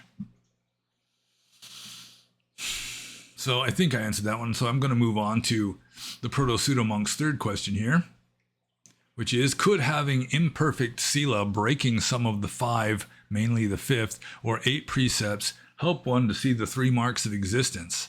For example, very occasionally drinking, having sex, listening to music without desire. So that'd be like tantra. One may be able to investigate how much suffering comes from these, how useless they are, instead of taking a vow to not do these things without having understood it beforehand. Maybe it would help in working out the karma such that one would gain perfect sila by seeing in contrast to artificially emulating perfect sila and getting stuck. Okay, let's see here. Well, one way of answering this question is the way I already partially answered the question above, which is by like wallowing in sensuality, you can then gain the insight, if you're wise enough, that this is not the path to happiness, that it's not working. I'm still not fully satisfied and happy by wallowing in sensuality. So it can give you that insight. Also, if you're mindful, let's say you're being mindful and you tell a lie to somebody, and then you can just feel this unease in your body while you're doing it, then, you can get insight into just the immediate effects of immorality. So that's a possibility too. Drinking or taking drugs, that's one way of doing it, is like the person who's strung out on meth, or they're an hardcore alcoholic or something, who just lose everything and hit rock bottom. You know, they lose their job, they lose their wife, they lose their family, they lose their house, they lose their friends, they lose their reputation, they lose their health. You know, they hit rock bottom.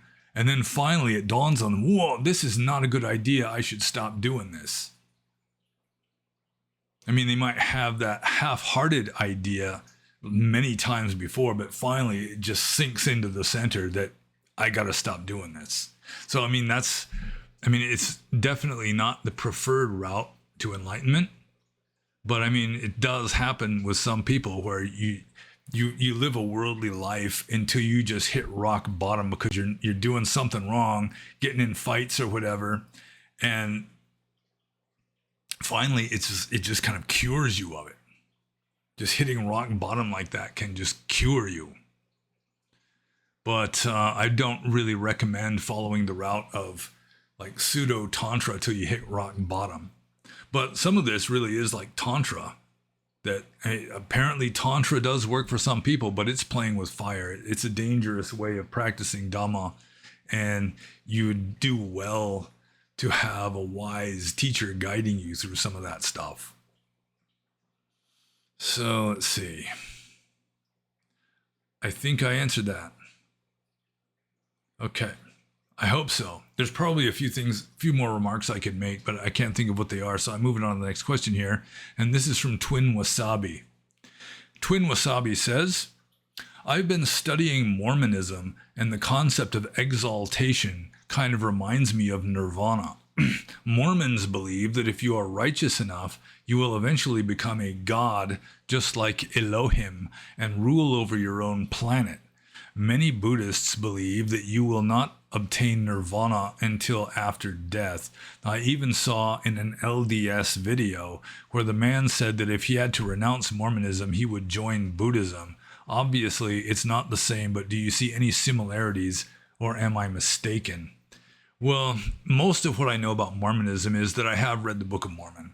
And the Book of Mormon is so outrageous. You know, it's difficult to find a single true sentence in the book. You know, the whole story is based on a Jewish family coming with an ark to Central America and becoming the ancestor of all the Native American tribes throughout North and South America. And, you know, they were punished by God for not believing in Jesus hundreds of years before Jesus was born and so forth. So I do think Joseph Smith was like hysterically dissociating and coming up with some stuff that is, I mean, it just kind of amazes me that intelligent, educated people can actually follow the Book of Mormon.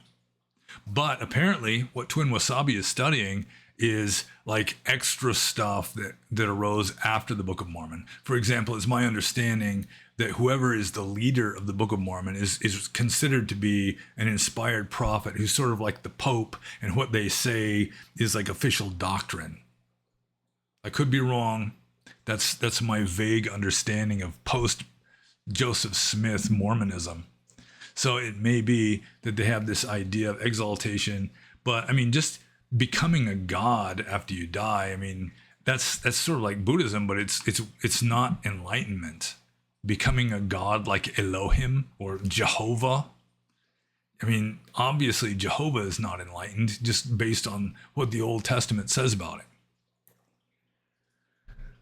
Rather a cruel tyrant, it seems to me. So, and ruling over your own planet, I mean, some Mahayana Buddhists, like Pure Land Buddhists, think that some Buddhas will create this Buddha land.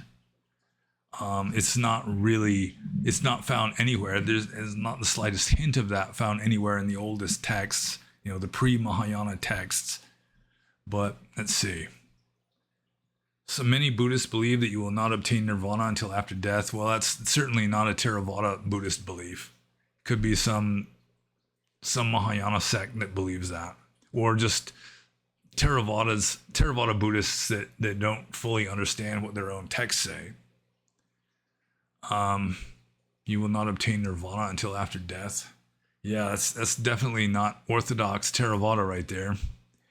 So just because a Mormon man says that if he couldn't be a Mormon anymore, then he'd become Buddhist, I mean, that's not really any strong evidence of much of anything. I'm sure that a lot of Mormons would just become like Orthodox Christians or something too. So, do I see any similarities between Mormonism and Buddhism? Well, I mean, there are some fairy tales in Buddhist texts that devout Buddhists believe, just as there are plenty of fairy tales in the Book of Mormon that Mormons believe. But with regard to the wisdom of the texts, yeah, it's just like night and day. And with regard to the later developments of Mormon philosophy, I'm really not familiar with that. I mean, the Book of Mormon was enough to cure me of any interest in what Mormons teach. I have met a few Mormons that were they were moral, serious, good people. So, I mean, that's a similarity, I guess. There are a lot of moral, serious, good Theravada Buddhists too. But Mormonism would be more like Mahayana Christianity. I mean, in a way, the Book of Mormon it's almost like a reform movement trying to get back to the Old Testament, which is kind of retrograde progress, it seems to me. More regress than progress. Along with, a lot of Mahayana Buddhism, they're trying to improve Buddhism, and then they, more often than not, they just make it worse or muck it up. So, yeah, I really don't see a lot of similarities between Mormonism and Buddhism. I do not consider Mormonism to be an enlightened system, which is a major drawback of Mormonism, in my opinion. But who knows? Maybe they've got some obscure esoteric teachings in the Mormon church that is like an enlightenment tradition, but I have seen neither hide nor hair of it. It's sort of like the Jehovah's Witnesses. They pretty obviously have no concept of enlightenment, no transcendence at all. So, yeah, I really do not see many similarities. I see some like shallow, superficial kind of similarities between Mormonism and Buddhism, but aside from that, I really don't see much. So I'm going to move on to Yuga'u, who says, please talk about modern psychology and how and if it clashes with Buddha's teachings and point of view. Well, I'm really not exactly sure what the state of modern psychology is. I mean, I'm pretty well acquainted with like mid-20th century modern psychology with Freudians and Jungians and Adlerians, and they had all these different theories, and it wasn't very scientific at all. You just had to have put forth your point of view eloquently, and that was good enough to get a school going and people following you. And then in the late 70s and 80s, a new kind of psychology started arising called cognitive science that was way more empirical, much more scientific, much more based on brain function and so forth. And then that kind of faded out when it became politically incorrect because, the new left, the neo-Marxists, they still follow along with the Marxist idea that a human being is like a blank slate.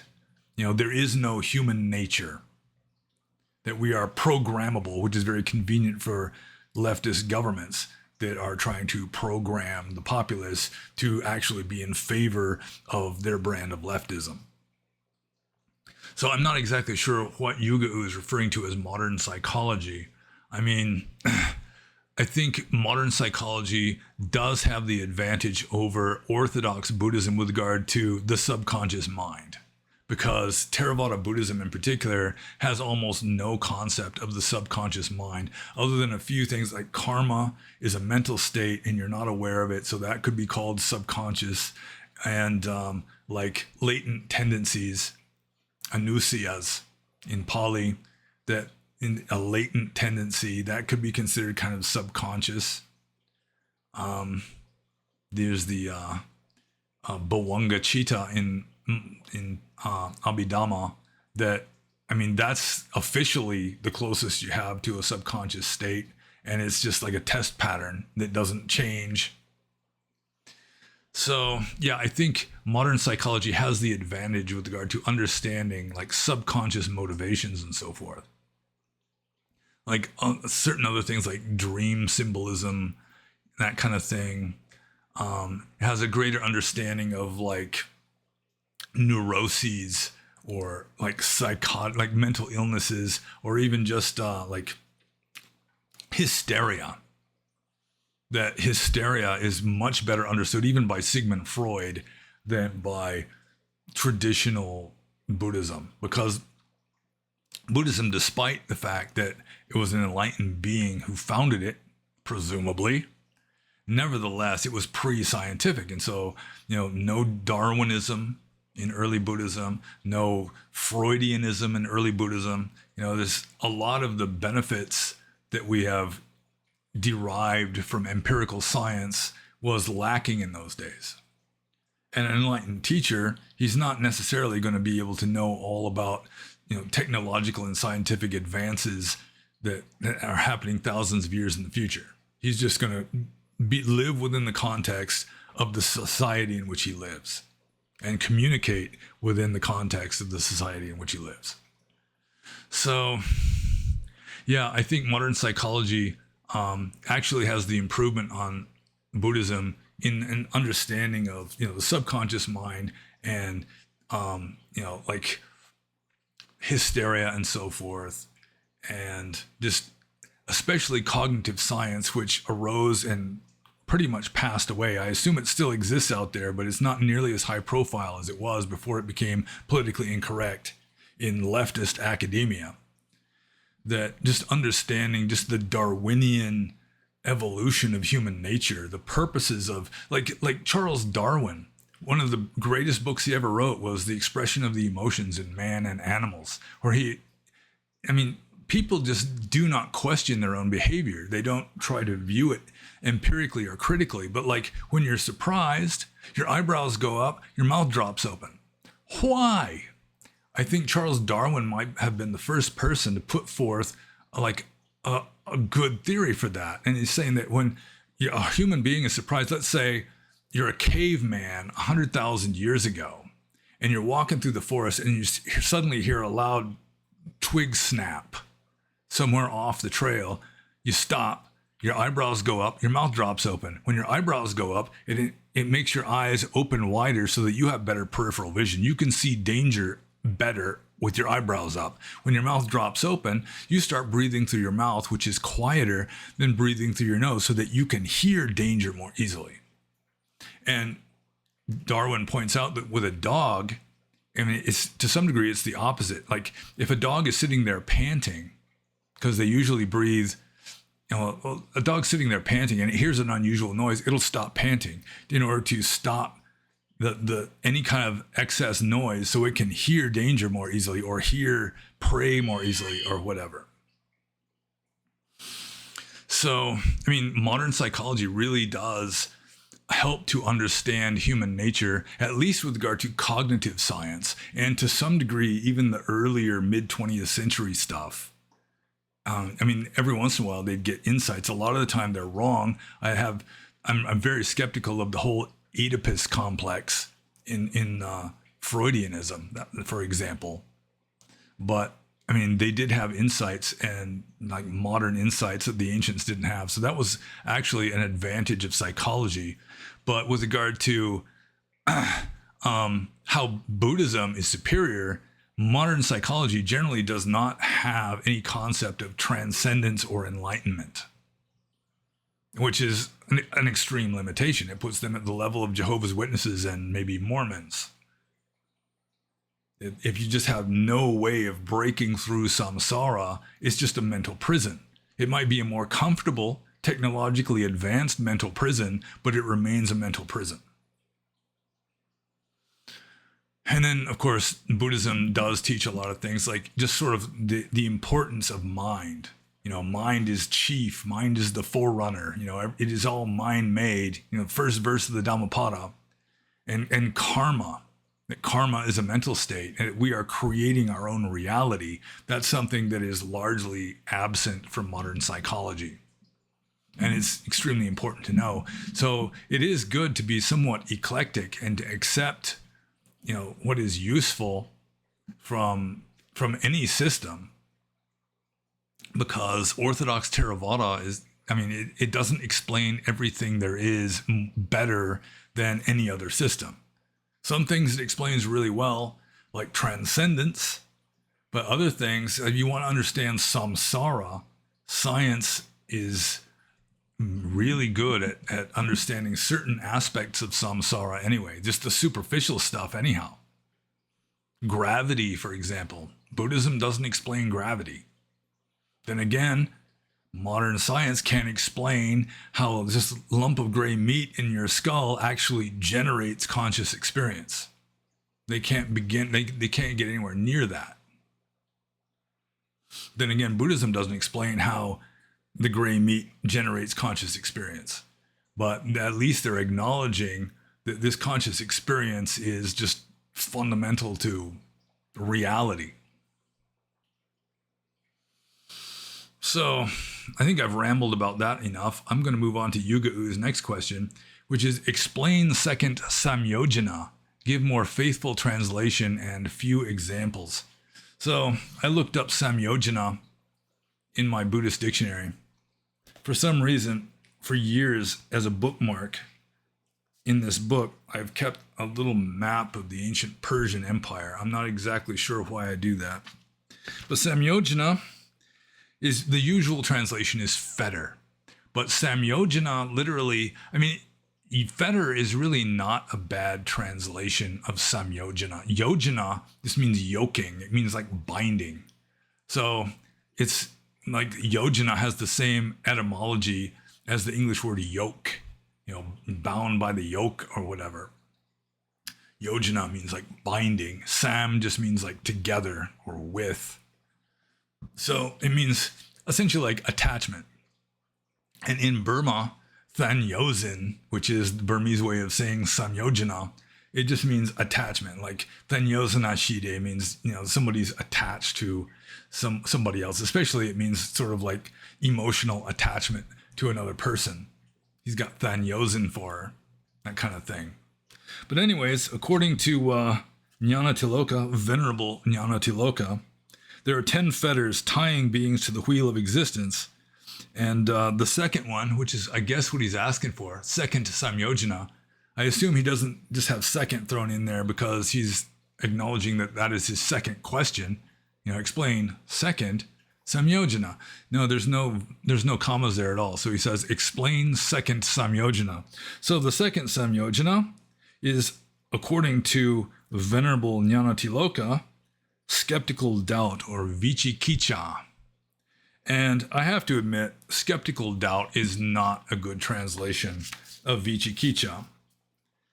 That, just having doubt is not necessarily any kind of hindrance or fetter or attachment. Just if somebody says it's going to rain tomorrow, or the Dallas Cowboys are going to win the Super Bowl this year, or whatever, and you doubt that, that is not any kind of like fetter or hindrance or any such thing. It's vicikicca is more like indecision than doubt. Like doubt in the sense of wavering and not being able to decide. That's the kind of doubt that it is. It's not just, I don't think, I'm not at all impressed by this person's arguments, and I'm still not convinced that, A is true. That kind of thing, that's fine. But if you're like in this state of indecision, like you can't decide one way or the other, but you want to decide, just setting aside judgment altogether, that's fine too. But when you're like wavering and you can't decide one way or the other, then that can be a problem. You can't like fully make up your mind one way or the other. And so you're in this state of doubting indecision. That's what vicikicca is, in my interpretation anyway.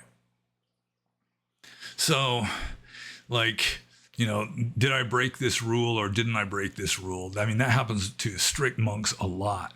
You do something, you have to psychoanalyze yourself. Did I do that on purpose? Was there any moment when I was trying to do that on purpose? And you're like, that kind of thing. Paññobhāsa once told me that actually that kind of doubt that's good. It's like kusala kamma because it's helping you to try to be moral better. But with regard to, what am I? It's like, am I this way? Am I that? Do I have a soul or not? And you're like struggling with this. I mean, to some degree, it can lead to some positive resolution when you finally do make up your mind. But when you're in this state of indecision, it's sort of like you're disqualified from enlightenment. It's like this, it's essentially binding you. Samyojana, it literally does mean like binding. It's tying you up. It's a fetter. So I'm not sure what other kind of examples to give other than just, the question, the standard questions that the foolish person is asking in the suttas, like, what am I and where am I from? What was I in the previous life? And you're just kind of stewing over this stuff. Then yeah, that's definitely not productive, and it can hold you back. But generally, I don't really think a lot in terms of the official lists of the 10 of these and the 10 of those and the 8 of the other and all that. Anyways, I guess I'm just going to move on to the next question. This is from Power. And this is another joke question, I think. I'm guessing this is a joke question. He says, when the venerable Paññobhāsa was born, did he come out of his mother's womb, walk around and talk about how great he is to the doctors and that this is his final rebirth? Well, I don't recall doing that, but then again, I was pretty young then. It was a long time ago. So I'm guessing that I didn't. My parents never mentioned it.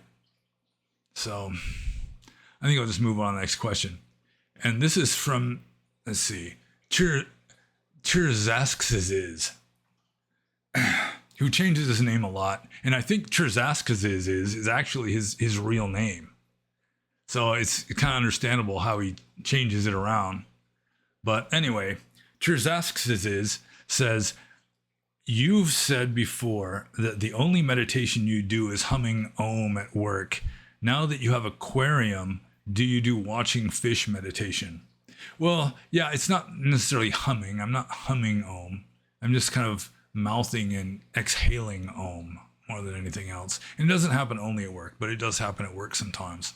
But yeah, I do just kind of sit in front of that aquarium back there. I've got another aquarium over there, an invertebrate aquarium that I stare at a lot too. And also my sweetie's got a new aquarium that will be featured in the next aquarium update video, which might happen soon, especially if I don't have to go to work tomorrow, because the place where I work has had no power since Helene blew over this area and just wrecked it pretty much. So let's see here. Yeah, I do sit and just stare and chill at that aquarium. I like looking at that aquarium more than I like looking at a TV set. That I just sit there and stare at it. But part of the problem is that it's not completely finished in my mind. And so I'm thinking about ways of like altering it. So sometimes I'll be sitting there just chilling. Other times I'll be sitting there thinking, well, maybe I need another otocinclus. And I mean, there's crud growing on the leaves. I'm going to have to do something about that. Although I was very happy yesterday. I was looking at Father Fish, my new guru. Yeah, he put out a new video showing off his fish collection. And you look at his aquarium and it's the plants are covered with crud. There's all this algae and stuff growing on his plants. And it's okay with him. He's completely fine with it because he's like the guru of the natural aquarium, just kind of like in nature where plants have a certain amount of crud growing on them. It's not all pristine, crystal clear water, zero algae, none of that. And so, I mean, I do feel a little better. I can stare at my aquarium with more peace of mind now after seeing that Father Fish video, because there is a fair amount of crud growing on my plants and so forth. But I think I'm digressing somewhat. Let's see. Do I do watching fish meditation? Yeah, I do. Also watching shrimp. With regard to my little invertebrate tank, I just keep watching for amphipods and copepods. I put one of my gouramis in there who promptly ate all the ostracods, but there's still lots of copepods skittering around and some amphipods, that sort of thing, which you'll you might see, or at least hear me talk about when I do the aquarium video. So yeah, I mean, watching fish is just kind of a mild, relaxing meditation, not very deep. I doubt you're going to get into the jhana from watching fish unless you're really into it. But also just mindfulness of daily activities. You know, like feeling the wind on my hand when I go like this, like I did just now. Yeah, it is. I mean, I do recommend, as for people who aren't really good at meditating and they would like to meditate, just get yourself a little fish tank, put a few fish in there, and then just sit there and just watch them silently gliding around. It's a really very nice meditation. So I'm just going to move on to Chirzasks' next question here. Do following the monastic rules require a lot of self-discipline, or maybe when one lives in the monastery, it's quite easy? Well, it depends on the monastery, because a lot of monasteries are lax monasteries where it's very difficult to follow the rules, because especially Burmese monks living in a Burmese monastery, if a monk who wants to be strict is living in a lax monastery, if he is strict, he's going to get antagonized by the lax, sloppy monks. You know, they're just saying, oh, he just wants to get famous. He's just trying to make us look bad kind of stuff.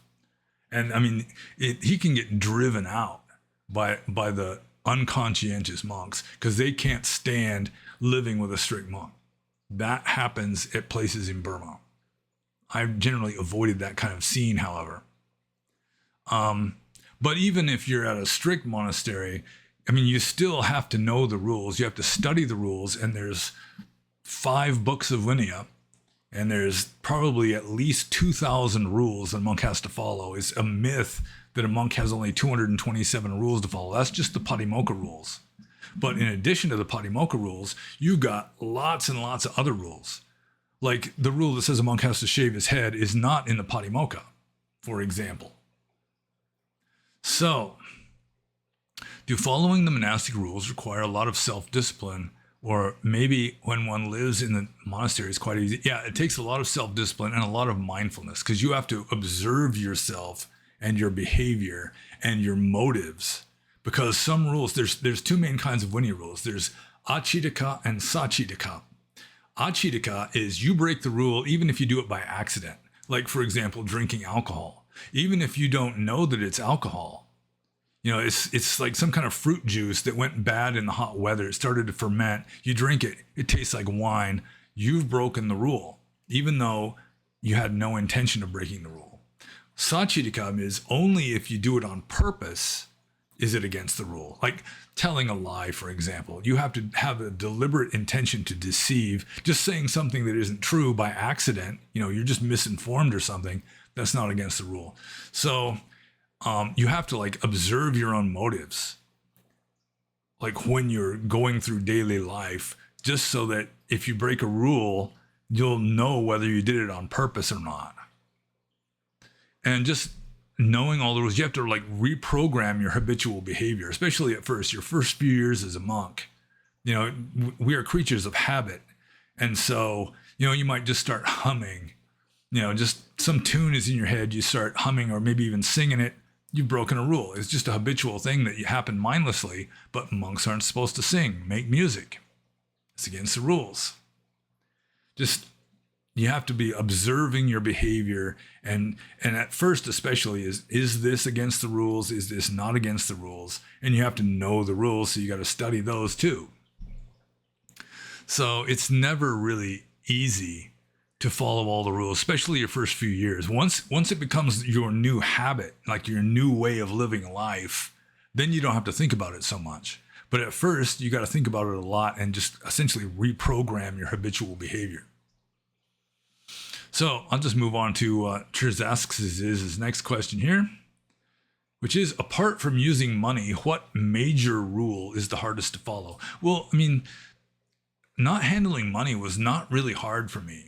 I mean, a lot of monks that handle money, they just can't imagine what it would be like not to handle money. They think it would be just horrible. You know, I had some Sri Lankan monks, like a Burmese monk told these Sri Lankan monks that I didn't handle money. I was a junior monk at the time, and they just kind of stared at me like I had just grown an extra head out of my shoulder or something. And it's like, how do you manage? And it's like, I managed the way the monks in the Buddhist time managed. You know, it's really not that difficult. It can be inconvenient. It can be a little bit scary, like if you're like in an airport in some foreign country with no money. That can be a little bit intimidating, I guess. But just not handling money, I mean, sometimes it was inconvenient, but it was never really difficult. So what's the hardest major rule to follow? When I was young, especially, the whole rule against not having orgasms. Because when you're young, you're just kind of full of it. It's like the pressure builds up until you can just be climbing the walls. So that was a difficult one. With regard to major rules, yeah, I think that was really the only really difficult one for me to follow, especially when I was a younger monk. Because, I mean, it's just this instinct, this drive, and I mean, you can't just decide not to be lustful anymore. If it happens, it happens, but it's not something that you're just going to decide on, especially when you're like in your 20s and 30s. So, yeah, I guess that would be the hardest to follow for me. And then somebody who's just low T doesn't have much libido, it's not a problem for them.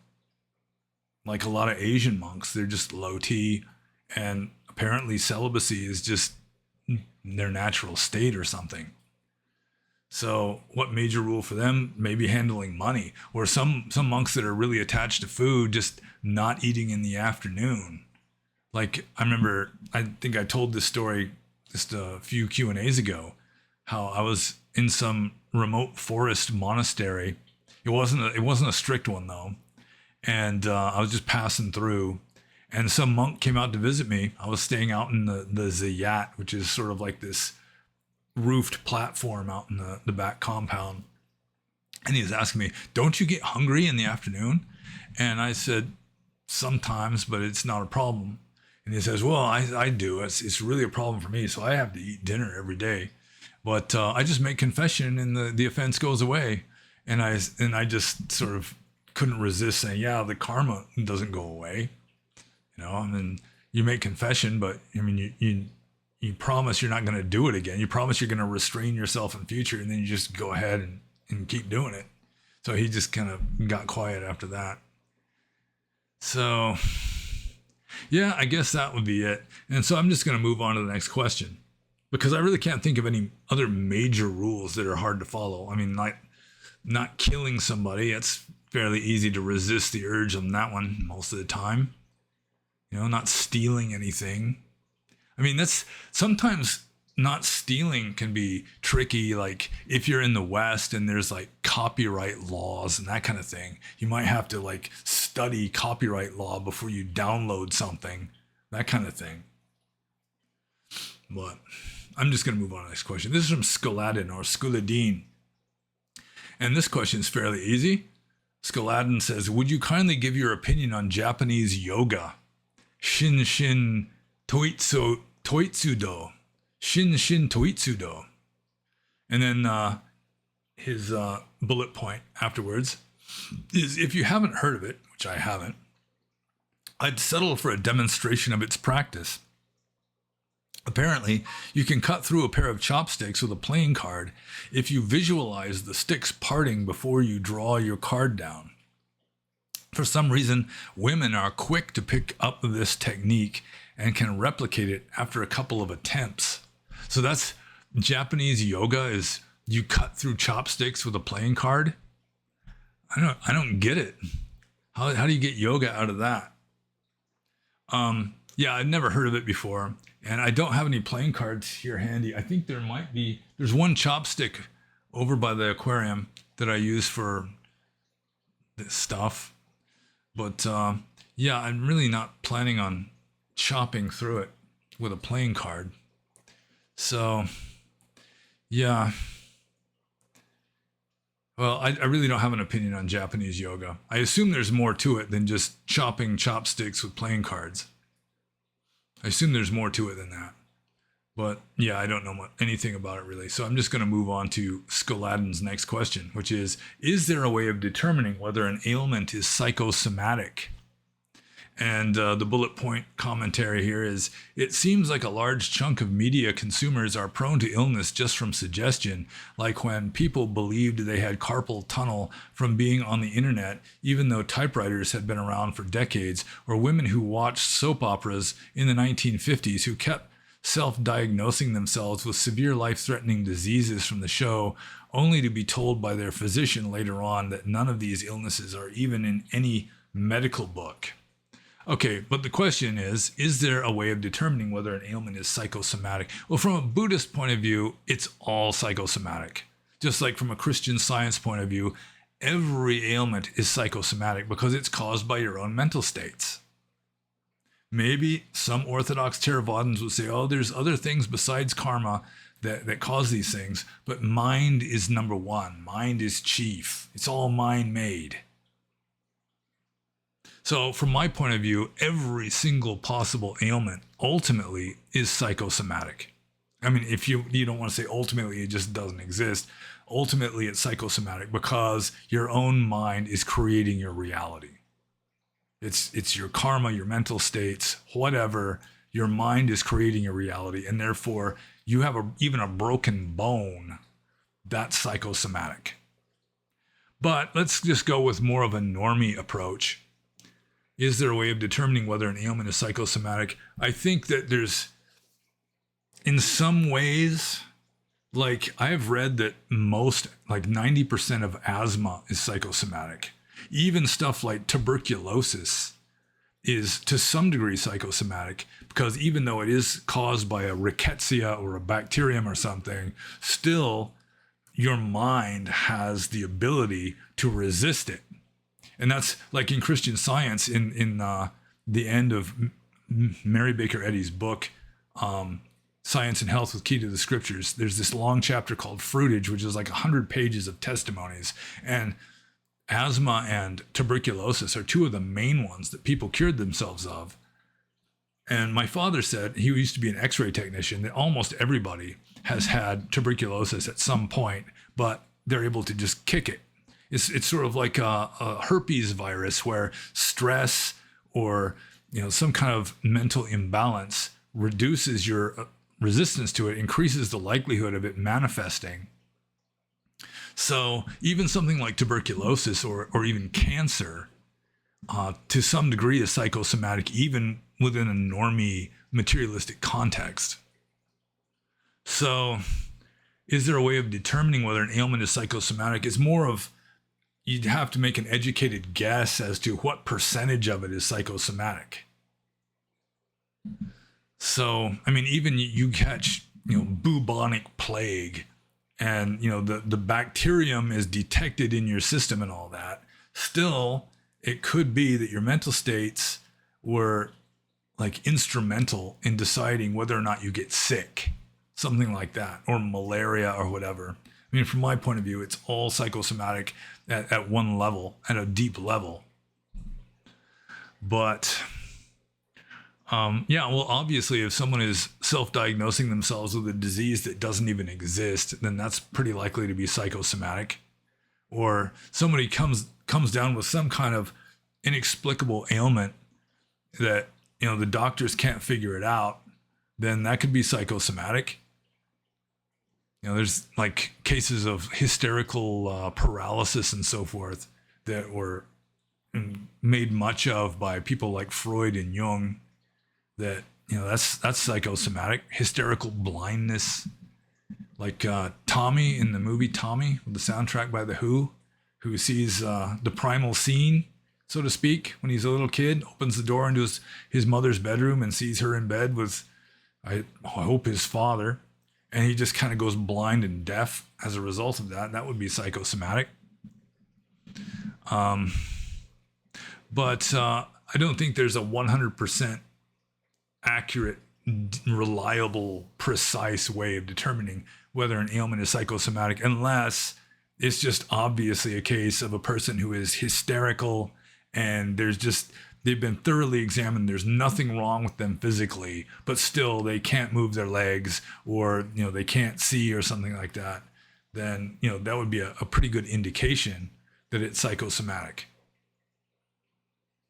So I think I'm just going to move on to Skoladin's third question, which is kind of a similar one for me. Do you have any anecdotes of people actively rejecting reality?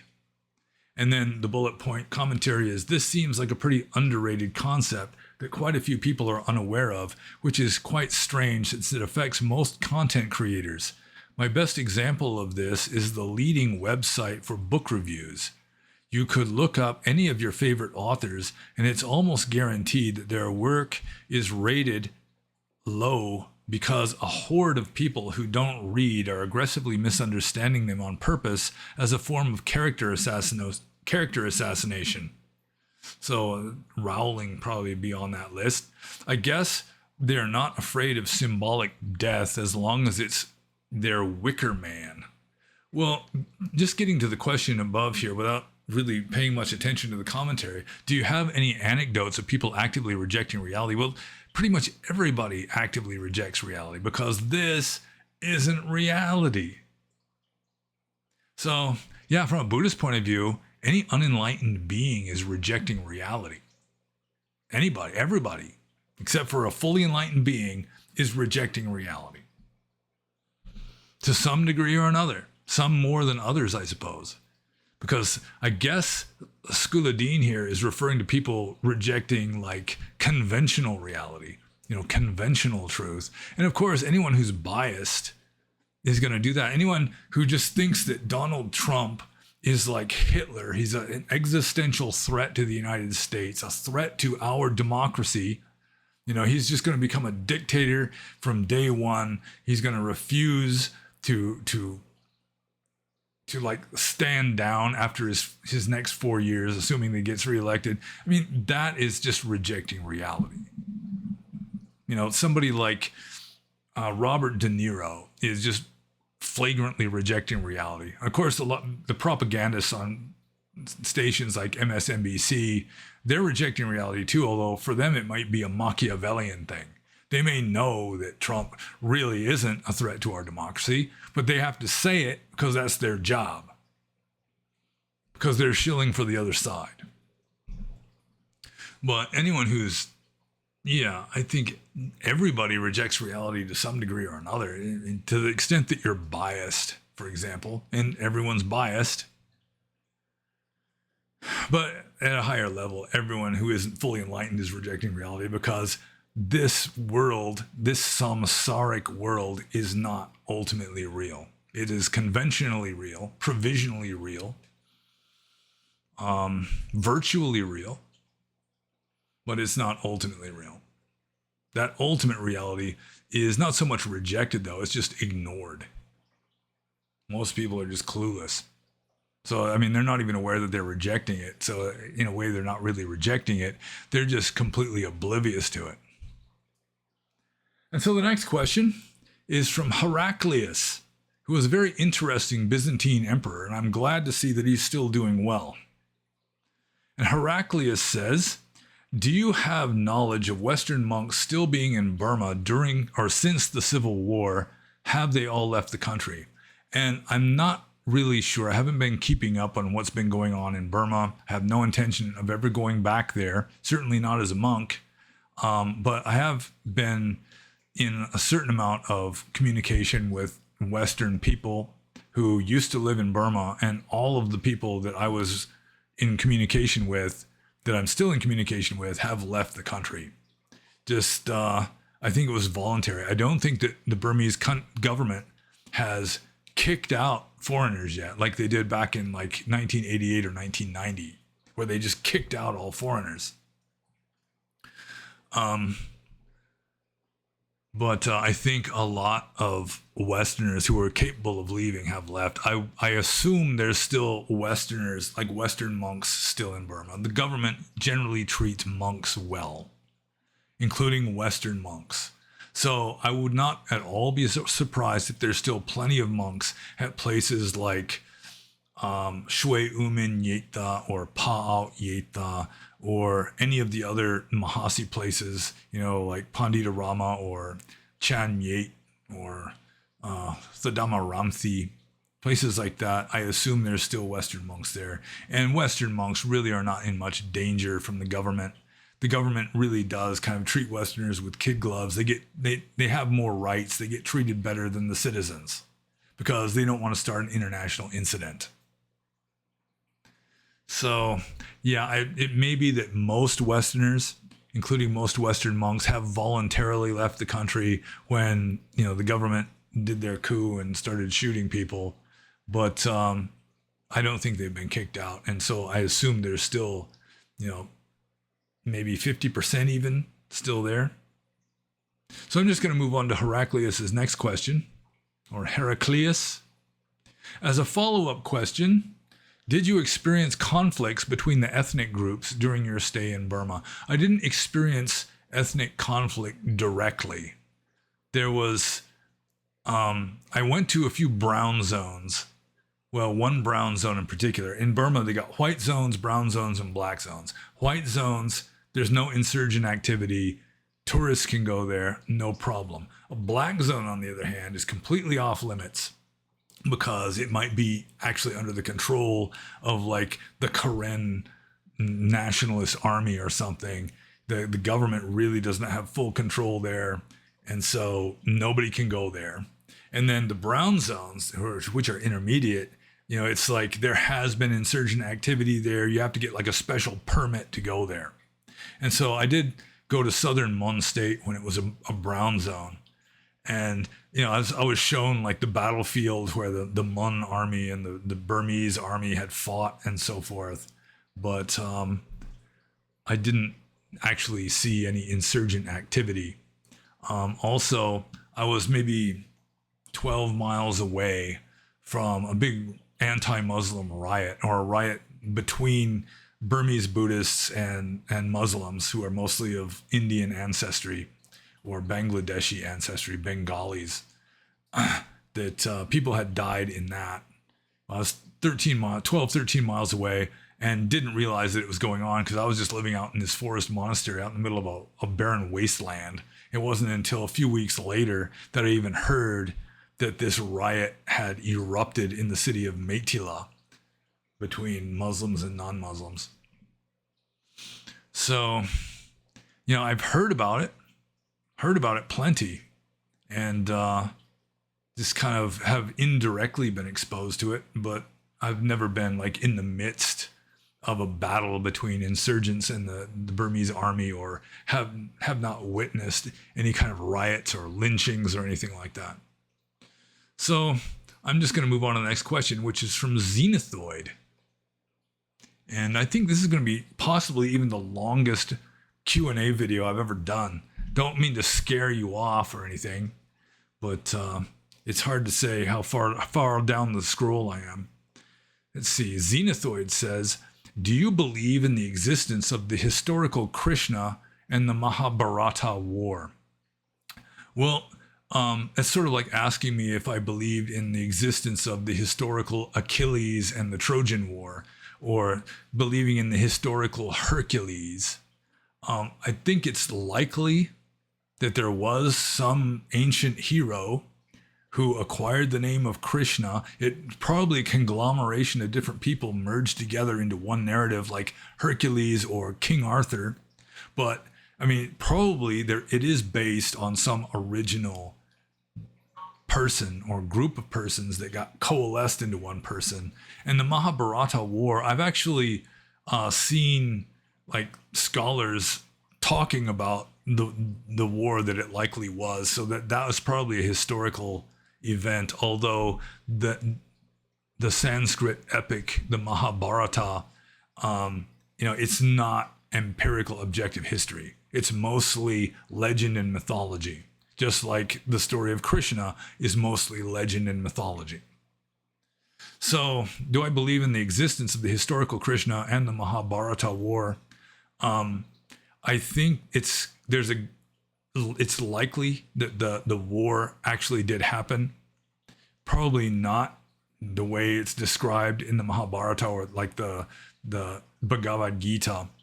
And that Krishna, I mean, it may be he was just made up, or it may be that there was some hero, like Achilles. There may have been a historical prototype of Achilles, a historical prototype of Hercules, a historical prototype of King Arthur, that it's just so distorted and like conflated with various other people that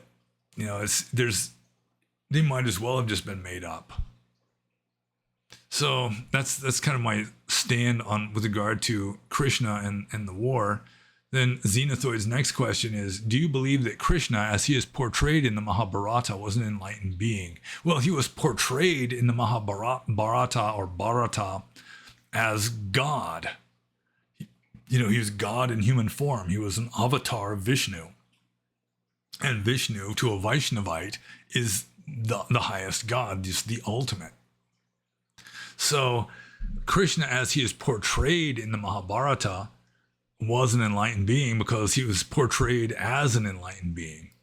I mean, the original Krishna may have just been some warlord or something who participated in a war, a long time ago, and then got sort of deified as he became a greater and greater hero, like Hercules. Hercules got deified also. He was originally just this strong man, like a super ancient superhero. I mean, before that, he probably was just some kind of warlord or chieftain who was just a badass, got a lot of legends made up about him. And then as the cult of Hercules spread to other places, the like local deities that were worshipped were identified with Hercules. And then he acquired, their mass of stories and legends, just got added on, so that Hercules, I mean, he'd done everything. He'd been everywhere. And with Krishna, I mean, it's hard to say to what extent there really was a Krishna. It may be that Krishna, as he is portrayed in the epic, it's like night and day with the original Krishna, just like Hercules or Heracles. So, yeah, he was portrayed as an enlightened being because he was portrayed as God. Anyone who reads the Bhagavad Gita knows Krishna is God, just in human form.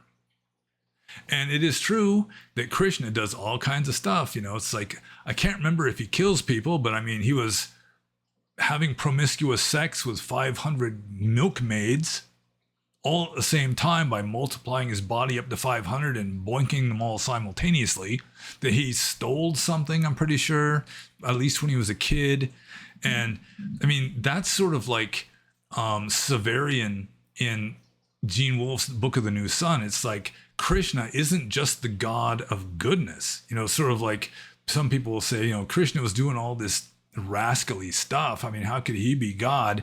But he's higher in a way than the Christian God, because the Christian God is just the God of good, whereas Krishna was the God of good, bad, everything.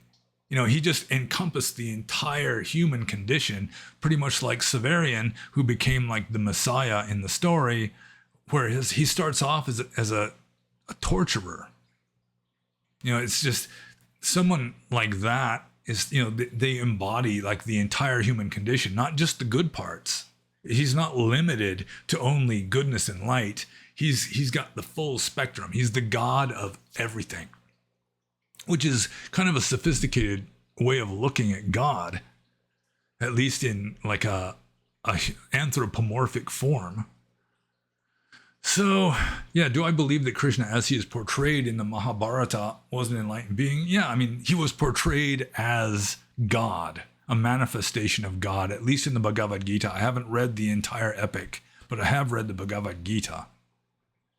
So I'm just going to move on to Xenothoid's third question, which is, how are Krishna and the Mahabharata viewed in Buddhist culture? Well, I mean, in Burma, which is the Buddhist culture I'm most familiar with, there's no mention of Krishna and the Mahabharata. There is, I did come across a shrine to a god called Baitano Me that was out in the middle of this desolate forest. I mean, it was just completely secluded. you're just taking this windy gravel road through this forest, and all of a sudden you're at this shrine to Baitano Me, which literally means Black Vishnu. But that was sort of like a Hindu god that it got incorporated into like the fringes of a Buddhist culture, which does happen. But Krishna himself is not mentioned in the Pali text. The Mahabharata war is not mentioned in the Pali texts at all. I mean, Krishna is found in its Pali term, in its Pali form of Katna, which just means darkness or blackness. And it's not with regard to any deity. It's just, doing such and such an act is on the side of Katna, which just means, it's on the side of darkness. It's like immoral. It's unskillful. You shouldn't do that kind of stuff. But it's not referring to Krishna in particular. I think the closest there is to a reference to Krishna in Pali text, at least that I'm aware of, is there are references to Vishnu in the Pali text, although he's called Isana, if I remember correctly. So he's not called Vishnu, but in Hinduism, I think Isana and Vishnu are the same god. At least they got conflated at some point. So like in the Jaga Sutta, Isana is mentioned as one of the chief gods of Tawatimsa heaven. So with regard to a Buddhist culture like Burma, yeah, that would be it. But like I lived in Bali for a while too, not nearly as long as I lived in Burma.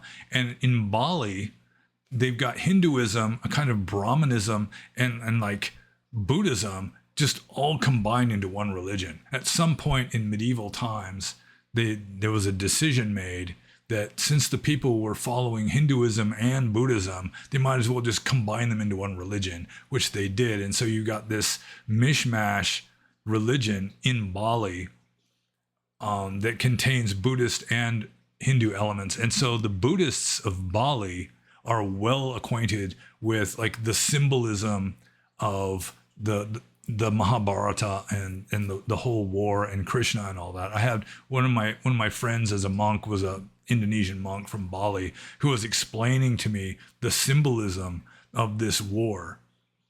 It's essentially a war between the light side and the dark side. The leader of the dark side was literally blind, which is symbolic. He's explaining the symbolism of like the brothers on the good side, and I mean I've forgotten most of his explanation. But in a culture like in Bali, then certainly it's viewed as just part of their background. It's almost part of their scripture. Even though they might identify as Buddhists, they're well acquainted with it. It's taught in schools and everything because it's just part of the culture.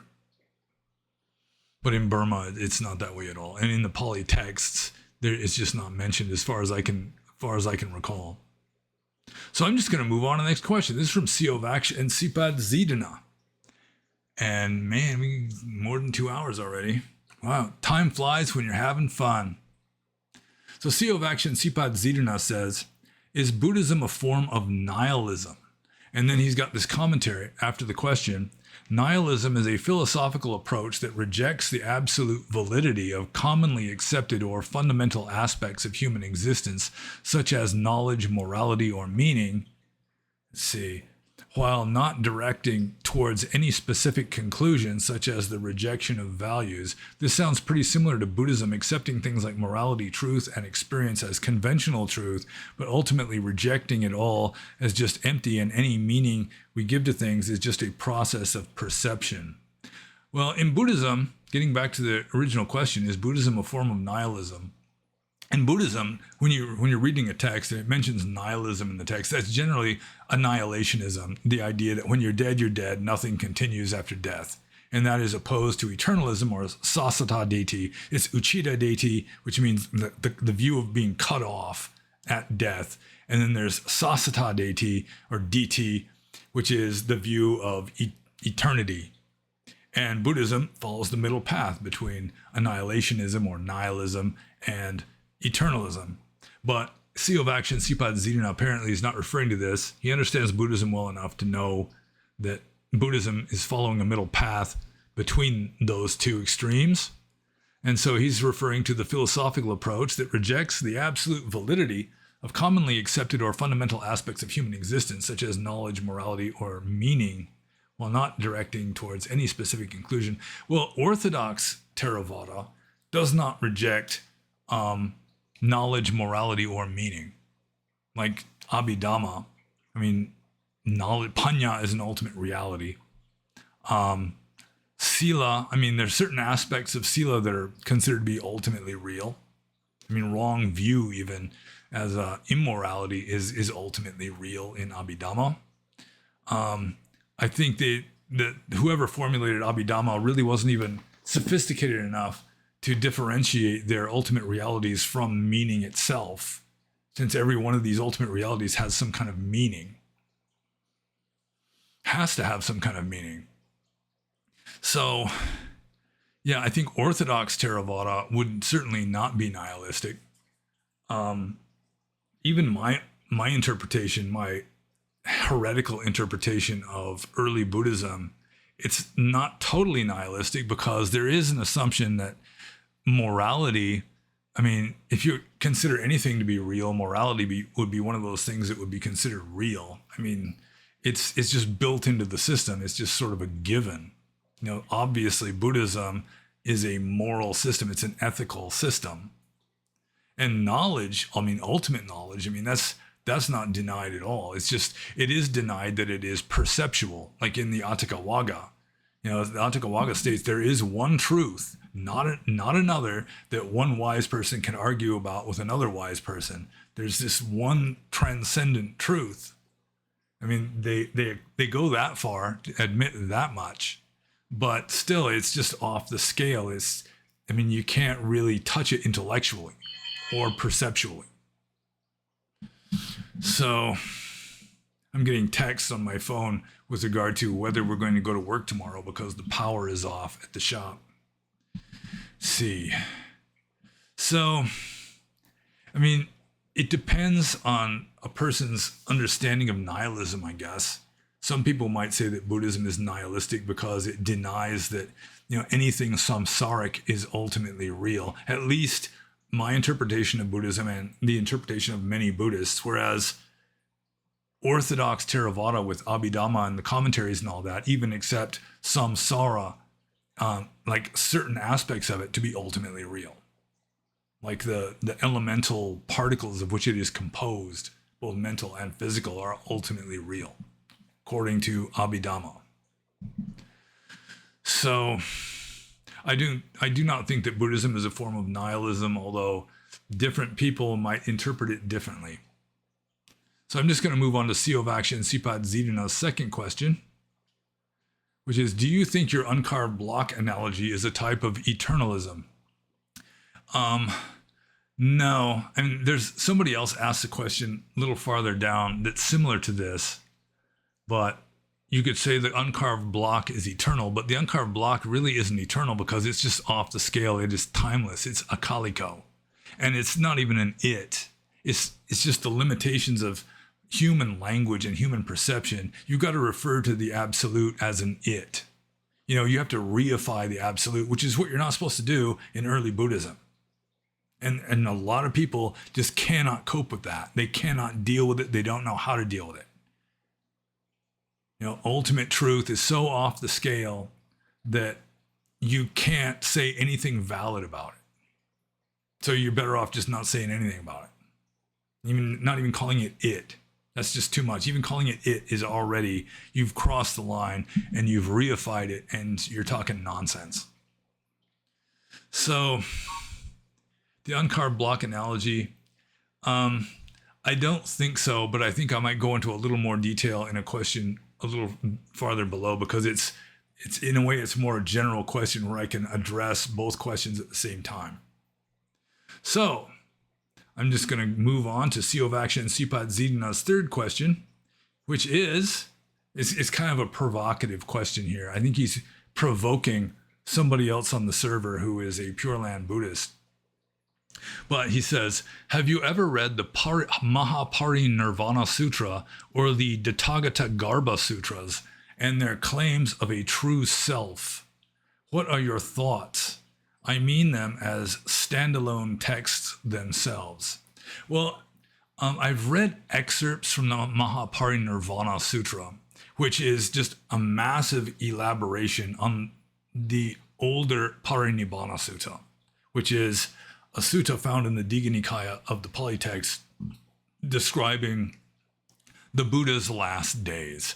And I've read that the Mula Sarvastivadin school of Buddhism just expanded that into just this huge, it's just this huge body of stuff, just very elaborated, all kinds of extra stuff added, some other sutras and stuff taken from other sources added into it, just elaborate like narrative stories added to it and so forth. And it may be that the Mahayana Buddhists have done something with this Mula Sarvastivada version of the Mahaparinibbana Sutta. But it turns out that the Tathagata Garbha Sutra I read recently, and I actually took some notes here. So my thoughts, I have read the Tathagata Garbha Sutra in its entirety, if there's only one, and their claims of a true self. What are your thoughts? Okay, so the Tathagata Garbha Sutra, the first paragraph, it takes place on Vulture Peak, and where the Buddha is attended by thousands of great monks and bodhisattvas as numerous as all the grains of sand in the Ganges River multiplied by 60. So, I mean, I did a little bit of math trying to figure this out. So how many grains of sand are in the Ganges River? It turns out that just one cube of sand, 8 feet by 8 feet by 8 feet, with grains of sand 1 millimeter in diameter, would only be 10 billion grains of sand. So let's just be very conservative and say that there's 1 trillion grains of sand in the Ganges River. So that would be 60 trillion bodhisattvas attending this. I mean, obviously they mean it figuratively, but why the hell do they multiply it by 60? It's like, if they're just trying to say that it's just this innumerable multitude happening on Vulture Peak, which I've been there, it's really not that big of a place. I mean, you couldn't even fit 1,000 people on Vulture Peak. And here we've got thousands of monks attending the Buddha. And apparently 60 trillion at least bodhisattvas. This is in the first paragraph. The second paragraph is he's also attended by bodhisattvas from Buddha lands. So not from Earth, but from Buddha lands that are postulated by Pure Land Buddhists. So you've got the Buddhists who create this Buddha land, which I've actually been told is not even considered to be one of the planes of existence. It's not even in samsara, which is just kind of mind-blowing to me. But anyways, there was another 60 trillion bodhisattvas from these Buddha lands coming to Vulture Peak on planet Earth to listen to the Buddha and attend on him, along with countless numbers of gods, cobra dragons, Gandharvas, Asuras, Garudas, Kinnaras, etc. And Garudas and Kinnaras are mythological giant birds. So that's the second paragraph. So we've got up to we got 150 trillion people here, or including the cobra dragons and the mythological birds and so forth. So the third paragraph, the Buddha uses psychic powers to emanate countless 1,000-petaled lotuses in all through the sky, just multitude of just indescribable colors and aromas. These 1,000-petaled lotuses fill the sky, and in the heart of each one of these 1,000-petaled lotuses, there is a Buddha sitting there.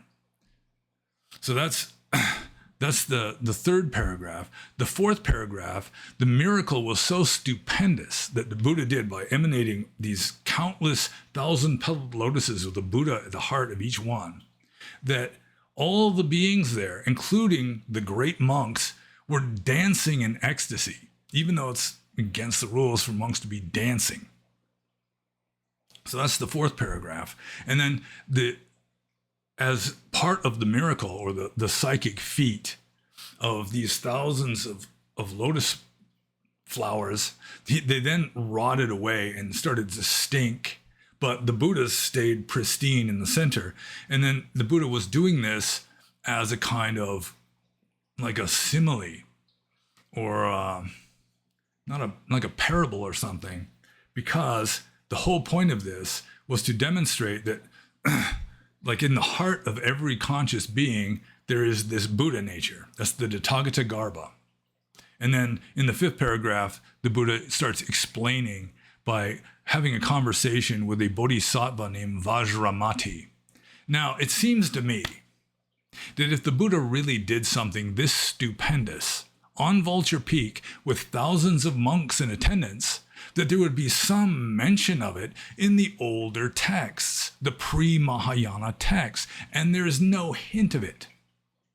And it's obviously made up fairy tales. So, I mean, it contains anachronisms, like the Buddha attended by all these bodhisattvas that are never mentioned in the older texts. You could say there's some kind of conspiracy where all mention of bodhisattvas, aside from the bodhisatta of the Buddha himself, is just eradicated, expunged from the older texts. But you would think that it would be too well known. I mean, this was such a stupendous miracle that the Buddha performed in front of literally trillions of witnesses. How they could even all fit there, I don't know. The only way a person can believe that this is authentic teachings of the Buddha is if they are very gullible or so faith-oriented they're willing to believe whatever they see in their own texts. Anybody capable of critical thought with regard to such things would have to acknowledge that this is just a later addition to the ever-expanding corpus of Buddhist texts, where some newly developed philosophical system is trying to get some kind of street cred by attributing their newly developed philosophy to the founder of the religion who existed centuries before, and that nobody had ever heard of this until this new school came along expounding it. Now, there is a little bit of support, a few hints of support for the idea that we do have a kind of Buddha nature, that it can be found in the Pali text. Like I've been mentioning recently a few times, like the idea, there's a sutta that says, this mind, monks, is shining forth, but it is defiled by extraneous defilements.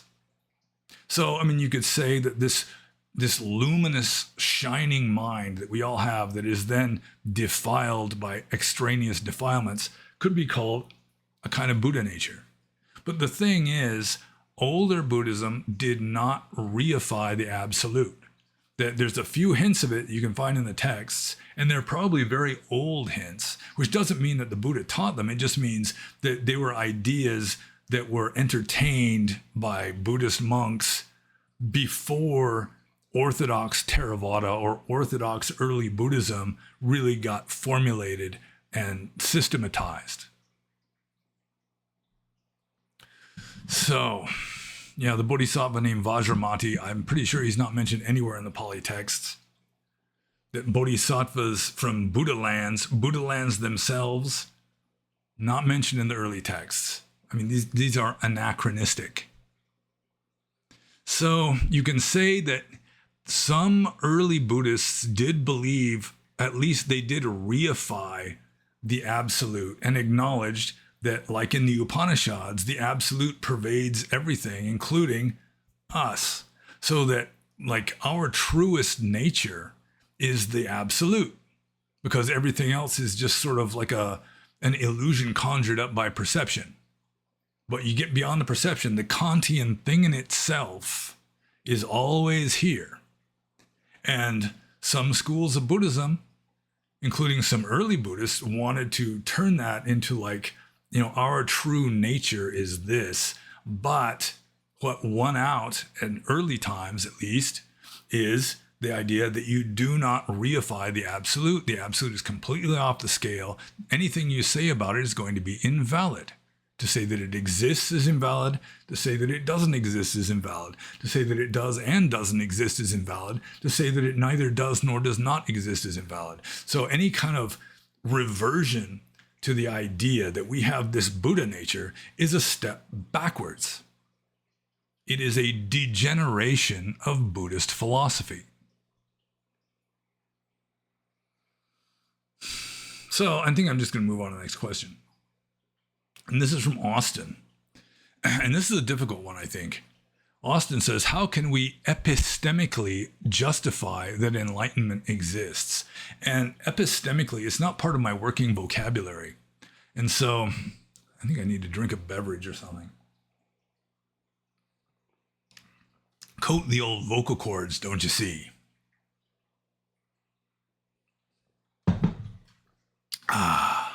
Okay. Epistemically, I assume that means like in accordance with epistemology. So like epistemology is like the theory of knowledge. How do we know anything? So how can we epistemically justify that enlightenment exists? Well, I mean, for starters, there is the idea that there is enlightenment always. And it's just that it's covered over by delusion. But the enlightenment is always there, and people can have moments of insight, sometimes in moments of crisis, where this deeper, for lack of a better word, deeper self, deeper nature, deeper reality comes more to the surface. And so from your own experience of greater lucidity, you know that you can feel that you're getting closer to that. But you also get this feeling that it's always there. It's just that you usually don't notice it. And here I am reifying it, and you can't help but reify it, which kind of, in a way, it kind of justifies these Mahayana philosophers who just started, they just took the ball and ran with it and just reified it big time.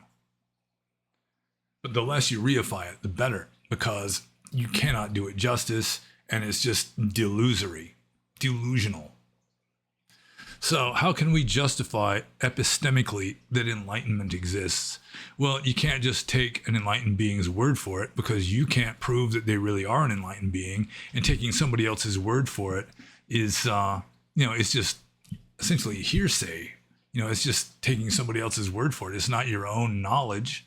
You're just accepting somebody else's knowledge as a belief. But you don't know it. Even if they really know it directly, you just believe it, which is far inferior to actually knowing it. So, I mean, the best way you can justify that enlightenment exists is your own moments of greater or greatest lucidity when you're actually getting closer to that. And it's kind of foolish to assume that what you just experienced in your greater lucidity is as great as it could possibly get. You can extrapolate from that there's going to be even less like veil of perception obscuring this so-called luminous reality that is, it is not a multiplicity and is omniscient, as the Tibetan Book of the Great Liberation says of it. And again, I'm calling it because of limitations of human language and human perception. But you're better off just not talking about it, because anything you say about it is going to be invalid. So the main ways of justifying the existence of enlightenment through extrapolation from, your most lucid moments. You can extrapolate forward from that, going with the assumption that you did not reach the ultimate with your most lucid moment. You can take the word from people that you consider to be much wiser than you. Also, there's just like using logic, which may not be epistemological or epistemic, that there is an ultimate reality, like the Kantian thing in itself. And although Kant said that you cannot know the ultimate, the thing in itself, all you can know is the thing as it seems, but still there is one Kantian thing in itself that we can know directly, and that is the Kantian thing in itself of consciousness itself, because we are just immediately exposed to that. So all you have to do is just be fully aware of it without theorizing, without interpreting or symbolizing anything, which is a mystical state. And mysticism is the greatest justification of enlightenment, even though somebody like Ñānavīra utterly despised mysticism. So I guess that's the best I can do with regard to that. You just have to take it as a convenient working hypothesis at first before you can prove it. And so I'm moving on to Anthony. And Anthony says, did you ever reprimand another monk for not following the rules? On the flip side, were you ever reprimanded for not following the rules? I can't remember ever being reprimanded for not following the rules. But then again, I was in Burma most of the time, and I was ordained in a Burmese tradition. So I was with Burmese monks even when I was in America most of the time. And they just do not reprimand. I mean, somebody like U Pandita, who was just this fierce scolder, he would reprimand people, but it was just for not meditating well. It wasn't for Vinaya violations, as far as I can remember. He might have reprimanded monks, but he didn't reprimand me because I was one of the strictest monks at his place when I was there. So, yeah, I don't recall ever being reprimanded for not following the rules, mainly because I pretty much did follow the rules more than pretty much anyone around me. So, with regard to me reprimanding another monk, there is a ceremony called the Pawarana ceremony that happens the last Uposatha day of the rainy season, of the rains retreat, and it ends the rains retreat. After the Pawarana ceremony, the rains retreat is done. And instead of reciting the Patimokkha like you do every other full moon day and new moon day, on the Pawarana day, it's the invitation ceremony. And so every monk in order of seniority will invite all the other monks there to tell him what his offenses are. And in Burma, it is the tradition you never answer another monk's Pawarana. The monk makes his invitation 3 times. The monks all say sadhu, sadhu, sadhu, move on to the next. He could be the sloppiest, most shameless monk at the monastery. Nobody's going to say a word to him. So anyways, I was a young monk and I was a barbarian. I was not Burmese, and I didn't see any point in this meaningless ceremony, this ritual of every monk inviting someone to tell him what his faults or his offenses are, and then nobody answering. So there was this one monk, and he was one of the worst monks at the monastery. And of course, he was my next door neighbor at the monastery too. He was ordained when he was older. He was like a village farmer. He remained a village farmer as a monk. He's raising chickens. He's out there with his hoe and his mattock. He's digging the ground and planting crops and all this kind of stuff. He really did not care about rules of monastic discipline. I don't think he even bothered to attend the Uposatha ceremony half the time. He was just like a lay person wearing monk's robes. And so I actually tried to answer his Pawarana. And like the presiding abbot at the time, the actual abbot was gone. It was like the second in command was presiding over the ceremony. He just starts waving at me like frantically, just, shut up, don't say that. And it may be that he just thought I was just going out of line, out of turn or something. It's like I was trying to do my Pawarana or something, but it's just like, you do not answer another monk's invitation in Burma. I assume there's a few strict monasteries that do. The one I was at was not one of them. So I tried to reprimand, or at least to inform him of the rules that he was breaking, which of course he knew about and didn't care. See, that's part of the problem. There's no point in reprimanding a lax, sloppy monk. It's like, I used to talk to this one old monk who said that, you can wake up somebody that's really sleeping, but someone who's just pretending to sleep, you can't wake them up. And it's sort of that way with monks breaking the rules. They know they're breaking the rules. You can't inform them that they're breaking the rules because they already know, they don't care. The very fact that they keep doing it indicates they don't give a shit. They're just going to do that. So it's just kind of a waste of time and effort to reprimand a monk for not following the rules, unless he's like your disciple or something. Then you can chew him out if you want to, or just better yet, advise him with metta in your heart how that he's breaking this rule and he better knock it off. That kind of thing. So with regard to other monks that I've tried to reprimand, I did kick out a monk or two back when I was senior monk at Wonbo Wildlife Refuge Monastery, Wonbo Bemet Do Jaun in northwestern Burma. That, I just kicked him out because there was one in particular. He was hard to kick out too. He refused to go at first because he wasn't following the rules. He just was shamelessly handling money for starters. So, yeah, I guess that's it. I guess that answers that question. So I'm just moving on to the next one. And I think we must be getting close to the end here. But that's just an educated guess. This is from Extremely Rare Bird. An Extremely Rare Bird says, nothing is permanent as we know as Buddhists, but isn't morality sort of permanent as a universal pattern?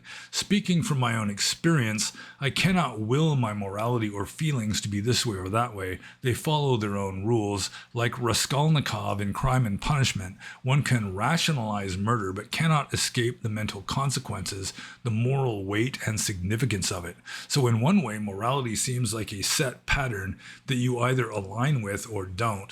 But at the same time, the notion that there is a single set-in-stone morality for all beings seems wrong, considering that we all, to put it simply, have different opinions and moral dispositions. It's a complex topic, but I would appreciate hearing any thoughts you have on this. And this is the question that is kind of similar to Siovaksh Sipat Zidana's question about whether the simile of the block of marble is also a kind of eternalism. And here, Extremely Rare Bird is asking if morality is eternal, just because you've got this law of like the second noble truth, third noble truth, fourth noble truth that remain true, just into infinity, presumably. And this is dealing with an issue. I mean, I could bring up a few other examples, like the idea that on a Euclidean plane, the angles of a triangle will always add up to 180 degrees. I mean, that's just eternal, presumably. 1 + 1 = 2. Eternal, presumably. But the thing is, all of these, the morality, the block of marble, the simile of the block of marble, 1 + 1 = 2, the angles of a triangle on a Euclidean plane adding up to 180 degrees, it all depends on perception. If nobody's perceiving it, it's just void. If nobody is perceiving that, it's void. And so it's really a matter of perceptions that are following a certain pattern, but the pattern isn't eternal. The pattern is kind of flickering on and off, sort of like the world in general, according to Orthodox Theravada Buddhism. It's just kind of flickering in and out of existence, and it is not eternal in that respect. So ultimately, yeah, it's not eternal because it's like an artifact of perception, and the perceptions themselves are not eternal. Even though this perception now is very similar to the perception of somebody 100 years from now, that doesn't mean that it's been constantly in existence for 100 years. It just means that under certain circumstances, there's going to be equivalent, equal perceptions, just like there's equal triangles. So that's really how I describe it. It's not that you have this law that is permanent, because the law doesn't exist. The law is just void unless there's somebody, some sentient being actually perceiving that law. And the perception of that law is not permanent. But it's not like this law is just in the ether somewhere, or like in Plato's heaven. It just doesn't exist, except that you've got these perceptions arising that perceive it and then bring it into existence while it's being perceived, and then it poofs back out of existence as soon as the perception of it ceases. And it may be that certain things do change, even though we're not aware of it changing. So, I mean, that's the best I can do at present. But it is a matter of, it's not really an eternal law that exists in Plato's heaven. It's just like a characteristic of certain perceptions that are similar, but the perceptions themselves certainly are not eternal. And when nobody is perceiving it, it's like the tree falling in the forest. It's just not there. So I'm just going to move on to the next question, which is from Robert.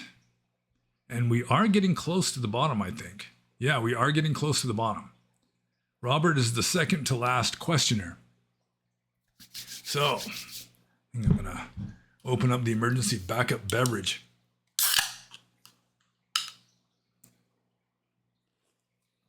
Okay, so Robert says, it seems to me that on a Buddhist framework, moral worth is just a made-up concept, and that ultimately there exists no moral worth, only intention, action, and consequences, or karma. Would you agree? Well, moral worth is not considered to be an ultimate reality, even in Abhidhamma. Moral worth is sort of like rights that we were talking about a little earlier, that it's kind of an abstraction. You know, it's not, you couldn't just isolate the moral worth of a person. You know, you divide that person up into all of his constituent component parts, and then the moral worth, you know, it would be in this little test tube here. No, it doesn't work that way. So moral worth, yeah, it's kind of a value judgment. And different people would value another person's moral worth differently, I assume. I don't know if there's any like empirically just like a bedrock of judging moral worth. So yeah, intention, action, and consequence.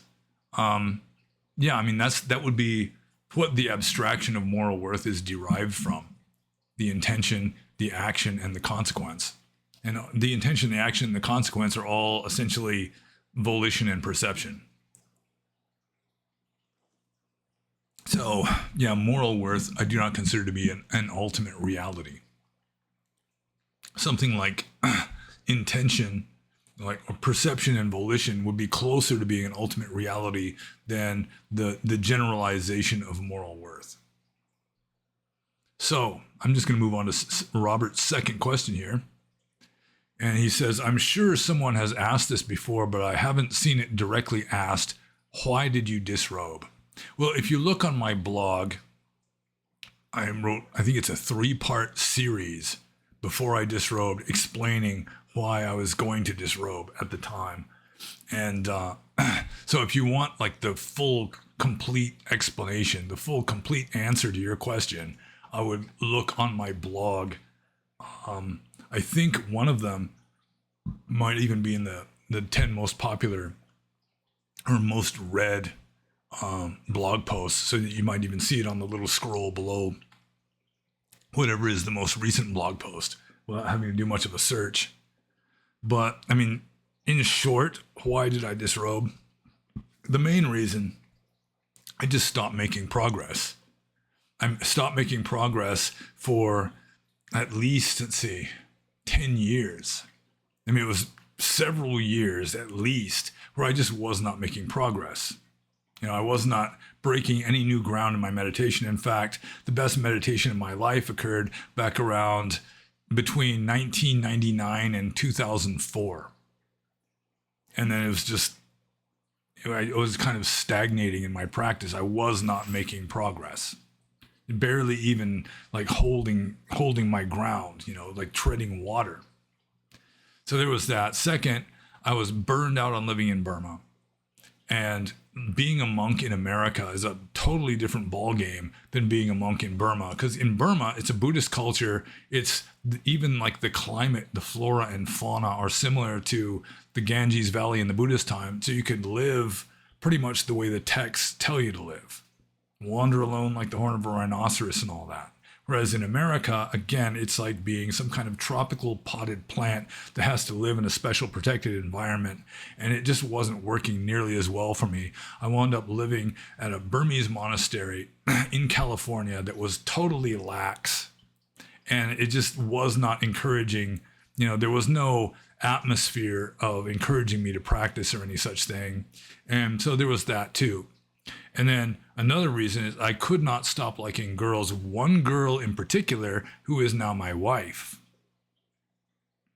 And so those are like the three main reasons. But if you want like the elaborate, like well thought out, fairly well written explanation, I would look on my blog, and there's like a multi-part series explaining the different reasons why I was intending to disrobe at the time. So I'm just going to move on to Robert's third question, which is, I have a tendency my whole life to go to the extremes in my thinking.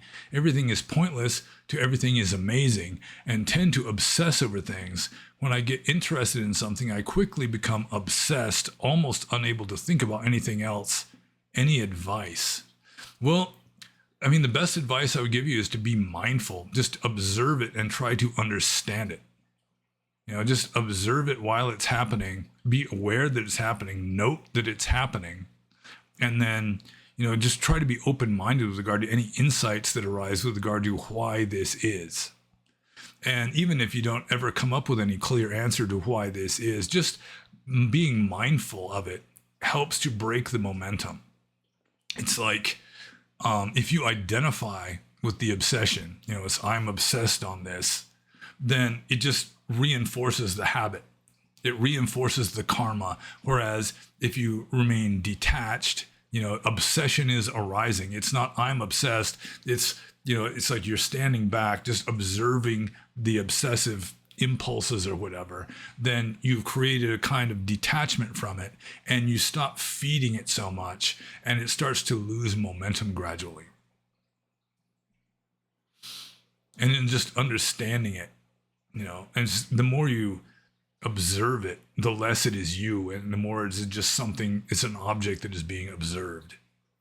And then when you detach from it to that extent, you know, it's sort of like the bad habit.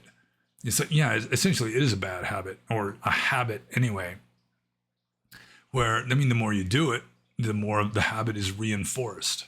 Whereas by detaching from it and not feeding it, then gradually it fades out. Sort of like Ajahn Chah talking about stray dogs, how, you know, a bad habit is like a stray dog. If you feed it, it's just going to hang around. It's not going to go away. If you stop feeding it, it's still going to hang around for a while until finally it gives up and goes away. So mindfulness is the panacea. Mindfulness is like the medicine that cures all ills. And so I'm moving on to the last question, which is from Andrew. The last question. So this isn't going to be the longest Q&A I've ever done. This is only going to be a little over 3 hours. Amazing. Or as Jesse Lee Peterson would say, amazing. So Andrew says, are monks allowed to drive? Obviously, in the Pali Canon, there aren't any mentions of modern-day transportation, but what is your opinion on this subject? Were you allowed to drive by car, motorcycle, boat, etc.? Well, this actually was a controversial issue back when trains and cars were first introduced into Buddhist countries, because there is a rule of monastic discipline saying a monk is not allowed to travel in a vehicle unless he is sick. And then if he's sick, he's allowed to travel in a it's like a rickshaw pulled by one man. So that doesn't apply to boats, because monks are allowed to travel in boats. And now I'm getting a phone call, which I'm just going to try to ignore. You may notice that my ringtone is Godzilla. Not that Godzilla is actually in the room here. It is my phone, probably somebody from work telling me if we have to go to work tomorrow because the power is out. So I will use this as an opportunity to drink my emergency backup beverage. Okay. So anyway, where was I? Oh yeah, there is a rule saying a monk is not allowed to travel by a vehicle, and apparently it is a land vehicle because boats are allowable. It was the only way to cross a river in some places in ancient India was in a boat. So, the whole idea the rule, it just says a monk is not allowed to travel in a vehicle. And so that has come to be interpreted to mean a vehicle that is pulled by an animal or by animals.